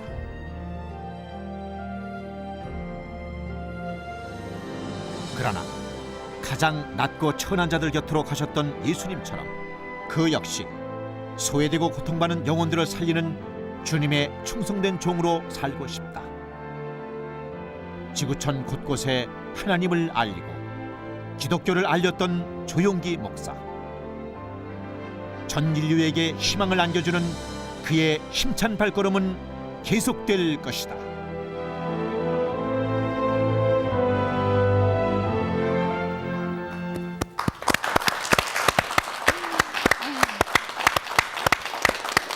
예, 정말 성령님께서 함께하시는 목사님을 저희들 또 네. 뵙게 됐습니다. 아니 이렇게 그 바쁘신 목사님 해외 선교하셔야죠, 국내 목회하셔야죠, 언어도 마스터하셔야죠. 시간 관리 어떻게 하십니까, 목사님? 저건 제가 큰 잘못을 저지른 것은 네. 우리 집사람하고 애들을 등한히 넣었다는 것입니다. 왜냐하면 목회도 하고 해외 선교도 하고 공부도 해야 되니까 가족들이 있으면 안 되니까 교회에서 주로 살았어요. 네. 교회에서 살고 우리 집사람에게는 참 미안하니까 공부를 하라고. 그래서 이제 대학원, 연세대학교 대학원, 그다음에 또 신학교 공부를 시키고 그다음에 또 미국으로 보내가지고서 맨하탄 음대에서 공부하게 하고 그 내 덕분에 지금 총장까지 되지 않습니까? 그러니까 내가 돌봐주지 못하니까 자기 인생을 가지라 내가. 너는 너 인생을 가져야 산다. 그리고 애들을 돌봐주지 못하는데 애들이 나중에 나가면서 하는 말이 우리는 조용기 목사는 알아도 아버지를 모른다. 언제 우리하고 야구를 한번 했으며 피싱을 한번 갔으며 등산을 한번 같이 갔느냐. 저는 50년 목회 한 번도 휴가를 간 적이 없습니다. 그러세요? 예, 안식년도 안 가고 휴가도 안 갔습니다. 왜냐하면 시간이 안 나오니까. 어찌는 시간이 있으면 신방해야 되고 카운셀링 해야 되고 성경 공부해야 되고 또 외국어 연습해야 되고 늘 외국어에서 살아야 되니까요. 우리 집 사람도 요사이 영어로서 설교를 잘 하는데 그것도 집에서 늘 영어만 했기 때문에 제가 무조건 하고 우리 집 사람이 영어만 하니까 답답하면 못 견디지 않습니까? 그러니까 우리 집 사람 따라서 영어를 하기 시작해서 지금 영어로 설교하는 것입니다. 그와 같이 시간이라는 것이 뭐 어떻게 계획된 것이 없고 있으면 있는 대로 다 쓰는 것입니다. 아침에 일어나서 새벽 기도하고 난 다음부터 시작해서는 교회 일과 또 틈틈이 영어 단자 같은 거나 일본어나 독일어 같은 거는 포켓도에 넣어다니면서 읽고 늘 외우고 그러나 뭐 완전히 아주 엉터리죠. 목사님 괜히 질문을 드린 것 그러게 같습니다. 말해요. 저희들이 예. 예, 정말 분명한 사명과 예. 거기에 따르는 피땀이 늘 동반이 돼야 된다는 걸 다시 한번 배웠고요. 목사님이 그렇게 아까 우리 잠깐 화면에 봤습니다. 그건 뭐 한 부분 아닙니까? 그렇죠. 목사님 여태 그럼요. 그 예. 해외 다니시면서 성회를 하신 그 성회하신 것 중에 가장 내가 그 성회만은 잊지 못한다 하는 성회가 있으시면 좀 소개를 좀 해주시죠. 브라질의 상파울로산 집회인데요. 네. 거기는 교황이 왔을 때 공군 비행장에서 100만 명이 모였다 그래요. 그래서 제가 하나님께 기도하기를 하나님 상파울로에 교황이 와서 100만 명이 모였으면 나는 100만 명 넘게 모이게 해 주십시오. 네. 그렇게 기도를 하고 갔는데 150만 명이 모였는데요. 강단에 갈 수가 없어요. 사람들이 자꾸 만지려고 하기 때문에 교황을 만나면 자꾸 손에 키스하지 않습니까? 네. 그 습관이 있어가지고서 저희 옷을 자꾸 만지고 키스하려고 하기 때문에 네. 사람에게 치여서 강단에 올라갈 수가 없어서 못 온다고 그래서 헬리콥터를 빌려가지고서 그러셨구나. 헬리콥터를 타고 강단에서 내렸어요. 내려서 그 브라질 대통령이 직접 나와서 환영사를 해주고 150만 군중에게 설교한 것이 제일 감동적입니다. 그러고 난 다음 나올 때도 헬리콥터를 타고 나왔어요. 목사님 그런 역사가 없죠? 없는 것 같아요. 내 해외, 보기에는. 뭐 외국의 그렇죠. 아니. 뭐 통수권자도 그런 아니 헬리콥터를 타고 다녀가신다니까 제일 사실. 강단에 없었죠. 많이 모인 것은 아마 저희 집회 아니었나 그렇게 생각을 합니다. 역시 모르겠지만 하나님의 아들답게. 그게 제일 인상적으로 남아 있습니다. 네. 그리고 또 하나 인상적인 것은 소련이 무너졌을 때 네. 제가 유일하게 처음이요 마지막으로 크레므린 궁에 들어가서 붕괴를 열었습니다. 그들이 뭣도 모르고 소련이 예. 무너지니까 요사이 우리 텔레비전 보면 이사당 아닙니까? 예. 크레므린 그러니까 막스 레닌의 사진이 앞에 크게 붙어 있어요. 네. 근데 그 강단에 서서 한 3,000명 들어간 강단입니다. 예. 정용석하고 이랬는데 거기에서 사흘 집회를 하겠는데 이틀 동안 내가 집회를 하면서 공산당은 무너졌고 막스레닌은 거짓말쟁이고 예수님만이 구원다고 하니까 이틀이 지나고 난 다음에 그 당국이 와서 눈이 휘둥 무너져가지고 그랬겠죠. 안 되겠다고 나가라고. 예. 네. 그래 나와서 크레므린 궁 앞에 그 공원이 있어요. 예. 공원에서 발전기를 가져와서 마이크를 대고 설교를 하는데 소련 모스크바 공산당이 날 잡으러 왔어요. 예. 삐빠 하면서 잡으러 왔어요. 근데 나를 응호하는 KGB 두 사람이 나를 처음부터 추적을 했는데 추적. 그 사람들이 와서 나를 체포하려고 그러니까 KGB에 가서 무슨 말을 해요. 네. 하니까 그대로 돌아가 보더라고요. 예. 그리고 KGB 보고 뭐라 하니까 우리가 이미 체포했다고 말을 했다. 아. 네. 그들이 은혜를 받았군요. 그러나 그 말이 우리가 당신 체포하라는데 당신 설교를 듣고 난 다음 우리가 변화받았다. 우리가 있을 동안에 마음대로 설교하라. 할렐루야. 그래서 소련 내에 설교하고 난 다음 선대 베드로부르크에서 떠날 때까지 따라오던 그 기억이 납니다. 그런 사람도 지키려 왔다가 예수 믿고 회개하고 변화된 거 보고 놀랐습니다. 그러시군요. 그렇게 해외 선교에 굉장히 이제 그 애정을 쏟으시면서 또 남들이 전혀 생각지 않던 멀티미디어 이제 목회를 시작을 하셨는데요. 그건 어떻게 또 생각을 제가 하시게 서대문에 되셨습니까? 있을 때 그때 이 CBS가 가미도 목사님이 시작했어요. 예. 그런데 그때 그 CBS를 가만히 들어보니까 야, 이 복음이 강단에는 수십 명, 수백 명밖에 못 하는데 이 라디오를 통하면은 온 전국에 복음을 전할 수 있구나. 네. 그래서 그때 이것이 인생이라는 제목으로 우리가 드라마를 만들어 가지고 예, 있습니다. 이것이 네. 인생이다. 교회에다가 예. 녹음실을 만들어 놓고 네. 거기서 드라마를 만들어 가지고 그걸 통한 방송했습니다. 이것이 인생이다. 네. 그러고 난 다음에 극동 방송을 판다 그러기에 내가 인수하려고 예. 돈을 다 판다고 했는데 김장한 목사에게 졌어요. 예. 그리고 그 다음에는 아시아 방송국도 한국에 넘긴다. 그것도 살려고 했다가 김정한 목사님에게 뺏겼어요. 예. 그래서 나는 방송국을 소유하는 것이 하나님 뜻이 아니구나. 있는 방송국을 사용해야 되겠구나. 그래서 제일 먼저 방송을 시작해서 미국 뉴욕에서 채널 9로 미국 전역에 매년 계속해서 매일 한 번씩 설교를 했습니다. 미국에서 시작해가지고 그다음에 일본에 방송을 통해서 일본 전역에 설교하고 그다음에는 여기 MBC를 통해서 우리 한국의 전역에 매주일마다 설교했습니다. 상당한 장시간 했습니다. 예. 그리고 이제 요 사이는 뭐 CBS, CTS를 통해서 하고 지금은 뭐 방송한 데가 많지요. 그러셨군요. 목사님 우리 CBS와의 인연은 이제 뭐 저희가 다 아는 바입니다만은 그 방송의 문을 여신 것뿐만이 아니라 이제 정말 세상에 빛과 소금의 역할을 다하심에 있어서 그 엘림 복지 재단 또 심장병 어린이 시술을 위한 거에도 지금 뭐 많이 애쓰시고 계신 것으로 알고 있습니다만 목사님 특별히 노인과 어린이들의 관심을 갖게 되신 무슨 동기라든지 심장병 수술은 지금부터 20년 전에 시작했는데 지금까지 한 4,000명 어린이를 수술했어요. 그러셨어요. 예. 근데 제가 기도원에 기도를 하러 가는데 어느 추운 날 아침에 한 7살 되는 소년이 쭈그리고 앉아 있어요. 왜 못 일어나냐 이러니까 심장이 나빠서 못 일어나도 입술이 새파르면서 목사님 살고 싶습니다. 살려주십시오 하는데 내가 억천간장이 무너진 것 같아요. 얘가 만일 내 아들이면 내가 어떻게 했냐. 날 치고 눈물을 툭 흘리면서 날 살려주십시오. 그래서 내가 할 수 있는 힘을 다해서 어린아들 심장병을 고쳐야 되겠구나. 그때부터 심장병 어린아이들을 고치기 시작한 것이 지금 한 20년이 되었고 한 4,000명을 수술을 했습니다. 그것 때문에 북한에도 지금 심장병 병원을 세워달라 그럴 때 북한에 얼마나 많은 심장병 환자가 있겠습니까? 네. 어린아이들은 더구나 20살까지 손 안 써주면 다 죽습니다. 네. 그래서 어떻게 하는지 이들을 도와줘야 되겠다고 지금 심장병 병원을 세우려고 하고 있습니다. 지금은 미얀마나 인도네시아나 중국이나 대만이나 이런 나라에서 심장병 어린이들을 데리고 와서 수술을 해주고 있습니다. 한국은 거의 심장병이 다 나았어요. 별 환자가 없습니다. 네. 그래서 그 북한의 심장병 병원 네. 착공하셨죠, 목사님? 네, 착공했습니다. 예, 그 화면을 저희도 한번 보겠습니다. 네.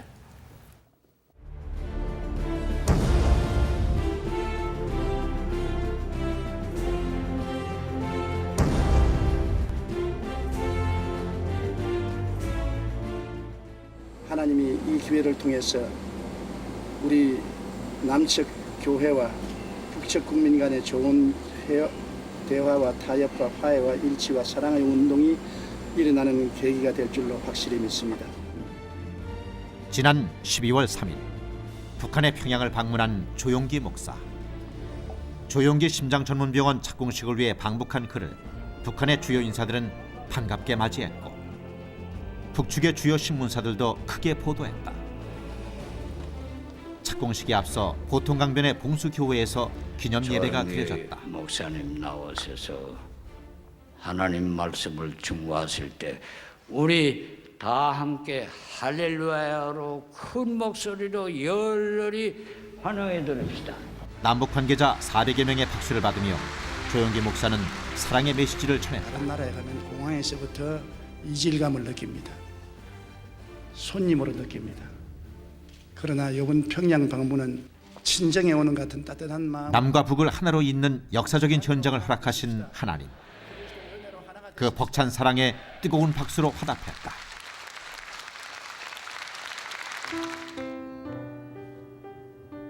약 2년 6개월의 공사 기간을 거쳐 2010년에 완공될 조용기 심장 전문 병원은 지하 1층, 지상 7층 규모로 원목과 예배실을 갖추게 된다.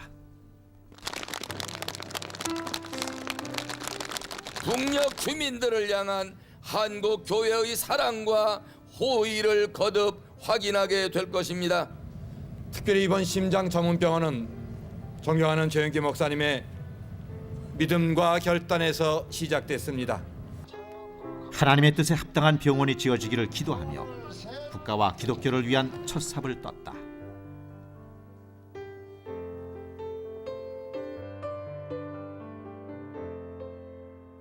아직은 황량한 벌판이지만 앞으로 이 땅에 하나님의 사랑이 뿌리 내리고 열매 맺을 것이다. 한편 조용기 목사는 김영남 최고인민회의 상임위원장을 면담했다.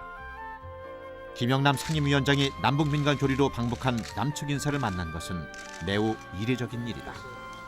착공식에 참석하시기 위해서 저런 평양을 방문해 주신 데 대해서 정말로 기쁜 마음으로 환영하게 되는 마음입니다. 감사합니다. 이렇게 안에다 이렇게 저한테 보고드리겠습니다. 네, 고맙습니다. 조용기 심장전문병원은 남북 화해 협력과 북한 복음화에 큰 기여를 할 것이다. 지난 50년간 조용기 목사를 통해 기적을 행하셨던 하나님. 그분의 축복과 기적이 북녘 땅에도 가득할 것이다.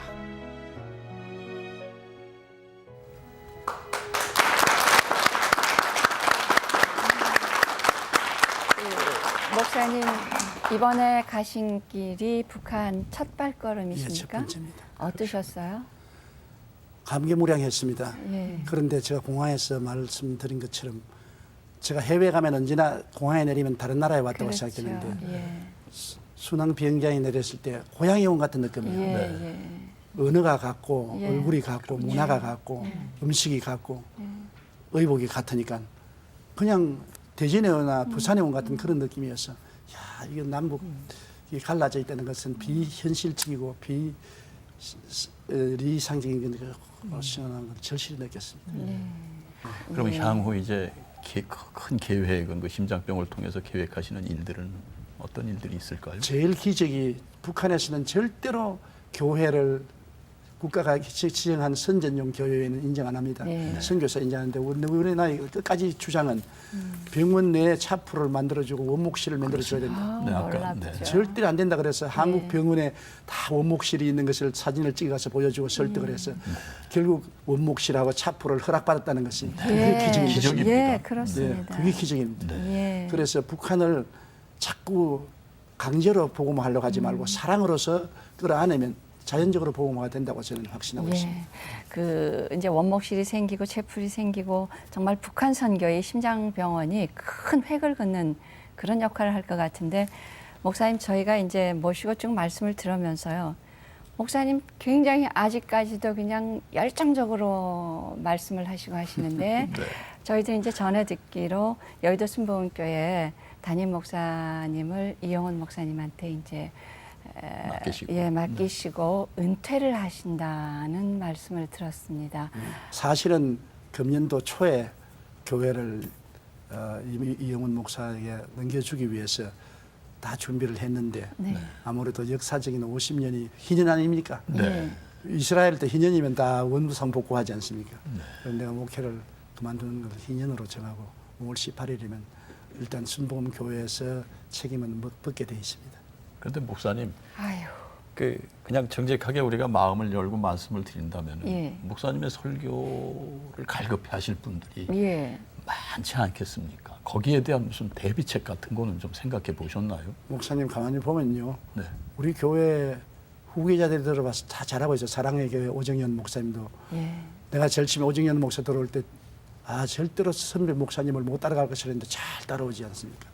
그와 같이 젊은 세대가 잘해요. 이영훈 목사님도 정말 설교도 잘하고 은혜로운 사람이에요. 나보다 더 잘할 거예요. 나는 내 세대가 끝나면 내가 없으면 안 된다고 생각하면 큰일이죠. 나는 내 세대를 섬기기 위해서 하나님이 사명을 주셨고 내 세대가 끝나면 또 깨끗이 손 틀을 줄 알아야 되죠. 예.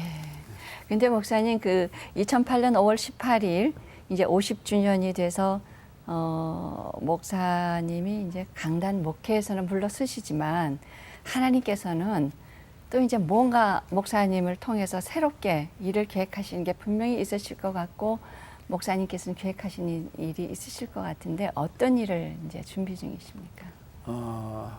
절실히 지금 한국 교회에 필요한 것이 사랑의 실천이 필요한 것입니다. 예. 한국 교회는 제사장 역할도 잘합니다. 설교도 잘하고 목회도 잘하고 그 다음에 레위인의 역할도 잘하는 것은 의식과 제도도 잘합니다. 그러나 사마리아인의 역할은 잘 못합니다. 한국 사회에 너무나 상처받은 사람이 많습니다. 병들고 가난하고 헐벗고 굶주리고 소외된 사람 많은데 거기에 우리가 잘하고 있지만은 이보다 더 잘해야 되겠는데 그렇기 때문에 사회가 교회를 보고 지탄을 하고 자기들만 하고 자기 교회 지적만 하고 자기들끼리만 모여서 한다고 욕을 하는 이유가 그인 것입니다. 그래서 저는 제가 현 목회 생활에 열심히 했지만은 잘못한 것을 회개하고 더 사랑의 실천을 만하기 위해서 사랑과 행복 나누기 운동본부를 세우려고 합니다. 사랑과 행복 나누기 나누기 운동본부. 예. 왜냐하면 많은 사람이 우리는 이제 행복하게 됐지만 행복하지 않은 사람이 있으니까 행복한 사람하고 나누자 말입니다. 네. 뭐 나는 없으니까 행복을 한다. 사마리아 사람은 여행자로서 기름 한 병, 포도주 한 병, 입은 옷밖에 없습니다. 있는 것 가지고 행복을 나누었거든요. 우리가 있는 것 가지고 행복을 나누자. 그래서 저도 전력을 기울여서 자원봉사자들을 모으고 해서 집 없는 사람 집도 지어주고 수리도 해주고 병원비도 대주고 치료도 하고 뭐 여러 가지 사회 소외된 사람을 위해서 나머지 여생을 보내려고 생각하고 있습니다. 예. 목사님 이런 구상은 언제부터 하셨습니까? 하나님이 역사 안 하면 인간으로서 계획해서는 안 되지 않습니까? 예, 예. 제가 은퇴하기로 작정을 했을 때 기도하니까 하나님께서 저에게 그런 꿈을 주시더라고요. 너는 남은 여생은 이제는 사랑과 행복 나누기 운동에 집중하라. 더구나 테레사 수녀의 일생이 늘 마음에 기억이 나고 한 여성이 50평생을 사랑과 행복 나누기 위해서 바친 것이 있는데 너는 한 게 뭐냐? 그래서 제가 깊이 깨닫고 이 하나님 뜻인가 보다. 그래서 그 일에 종사해서 많은 사람을 사랑과 행복을 나눠줄 수 있도록 되기를 원하고 있습니다. 근데 목사님 그 이틀 동안에 방송을 보시면서 참 많은 부모님들이 또 내 자녀가 앞으로 목회자가 되기를 소원한 부모님들도 계시고요. 또 실제 내가 목회자가 되겠다고 하는 당사자들도 있고 또 이제 목회 일선에 계신 분들도 있는데 50년 목회를 돌아보시면서 정말 목회자는 이랬으면 좋겠다. 내가 50년을 지나보니까. 목회는 직업이 아니고 사명입니다. 절대로 목회를 직업으로 생각하면 안 되는 것입니다. 하나님의 부르심이 있기 때문에 목회자라고 해서 다 큰 교회를 할 수 있는 건 아닙니다. 하나님이 능력을 주신 대로 충성을 다해야 된다. 51달란트도 있고 2달란트도 있고 5달란트도 있고 제가 지금 75만의 성도가 된 것은 제가 한 것은 아닙니다. 하나님이 만세전에 작정을 하시고 이런 교회를 세우려고 생각하시고 나를 그릇으로 사용했을 따름이지 절대로 내가 욕심을 낸다고 되는 건 아니거든요. 그러므로 욕심내지 말고 하나님 사명으로 알고 내가 도시에서 목회하든 농촌에서 목회하든 선교사로 가든 하나님 부르심에 끝까지 충성하는 것이 제일 중요하지요. 그래서 착하고 충성된 종아 해석에는 은근히 착한 마음과 충성스러운 마음으로 하고 환경을 바라보지 말고 목회는 성공과 실패가 없습니다. 충성한 마음만 필요하지 성공과 실패를 자로서 재면 안 된다는 것입니다. 그럼 낙심하지요. 적게 목회한 사람도 충성스럽게 하면 많이 큰 교회를 가진 사람보다는 훨씬 하나님께 칭찬받는 사람이 있습니다. 그러므로 저는 절대로 저희 마음속에 교회 교인 수를 헤아리지 않습니다. 이거는 하나님이 주신 것이지 내가 한 것은 아니지 않습니까? 내가 착하고 충성된 종이 되어서 열심으로 헌신하고 충성하는 것만 중요하지 숫자는 하나님이 계산하시지 내가 계산할 수 없지 않습니까? 그러므로 자녀들을 절대로 목회로 성공하라. 목회는 성공과 실패가 없습니다. 하나님의 소명인 줄 알고 헌신하고 충성하라.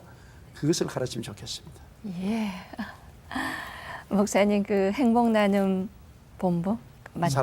사랑 나눔 본부 그 외에 목사님 이제 개인적인 어떤 기도의 제목이나 비전을 또 다른 거 갖고 계신 거 있으십니까? 개인적인 것은 하나님이 건강을 주셔서 끝까지 건강하게 일하다가 천국 가기를 원하는 것밖에 없습니다. 지금도 우리 성도들에게도 늘 그런 말을 합니다. 사람이 살기만 잘 사는 게 아니라 죽을 때도 잘 죽어야 된다. 그렇습니다. 죽음의 준비가 늘 될 수 있도록 해야 죽음의 준비가 되어야 이 세상도 잘 살 수 있다. 그래서 저는 하나님 내가 죽음의 준비가 되어서 주님 부르신 날 아무 여한 없이 가게 해 주십시오. 이제 그 기도밖에 되겠습니까? 나이가 이제 많아졌으니까요. 사는데 이제 더 이상 더 오래 살고 뭐 성공하겠다는 그런 의욕은 없고요. 그냥 어떻게 하면 섬기겠느냐. 끝까지 주님 잘 섬길 수 있도록 건강을 주십시오. 건강이 없으면 섬기지 못하니까요. 그게 기도입니다. 감사합니다, 목사님. 이제 새해를 맞이해서 목사님 긴 어제 오늘 이렇게 시간을 주셔서 너무 감사한데요. 그 CBS에 지금 나와 계시고 또 새롭게 하소서에 나와 계십니다. 우리 시청자들과 CBS와의 관계성을 좀 더 어떻게 가져야 될 것인가에 대해서 끝으로 한 말씀만 더 해주시면 복음은 고맙겠습니다. 똑같은 복음이지만은 그 전달하는 수단은 시대를 따라 다릅니다. 활자 매체를 소유한 때는 활자를 통해서 전도지를 통해서 전도하고 방송을 할 때는 방송 이제는 텔레비를 통해서는 텔레비, 인터넷을 통하면 인터넷 다양한 매체를 통해서 우리가 복음을 증거해야 되는데 우리 한국에서는 CBS가 그 사명을 가지고 방송도 하고 활자 매체도 사용하고 텔레비도 사용하고 인터넷도 통해서 복음을 전하니까 이런 방송이 돈벌이 하는 것이 아니고 성도들의 후원으로 말미암아 되는 것이므로 성도들이 기도만 할 뿐 아니라 할 수 있는 힘을 다해서 후원을 해야 되는 것입니다. 이게 CBS 방송국이 아니고 우리 방송인 것입니다. 하나님의 방송국이고 너와 나의 방송국이기 때문에 관심을 가지고 기도해 주시고 헌금을 해서 많이 밀어주시기를 간절히 부탁합니다. 후원 멘트를 해주셨어요. 감사합니다. 감사합니다. 네, 목사님. 너무 감사드립니다. 목사님. 이틀에 걸쳐서 저희에게 정말 귀한 시간 내주시고 말씀 너무 감사드리고요. 이제 목사님께서 5월 18일 이후에 펼쳐나가실 행복 나눔, 사랑 나눔 그것이 정말 우리 전부에게 번져나가는 정말 놀라운 그런 일들이 일어나기를 바라겠습니다. 네, 목사님 정말 감사합니다. 네, 너무 감사합니다. 네.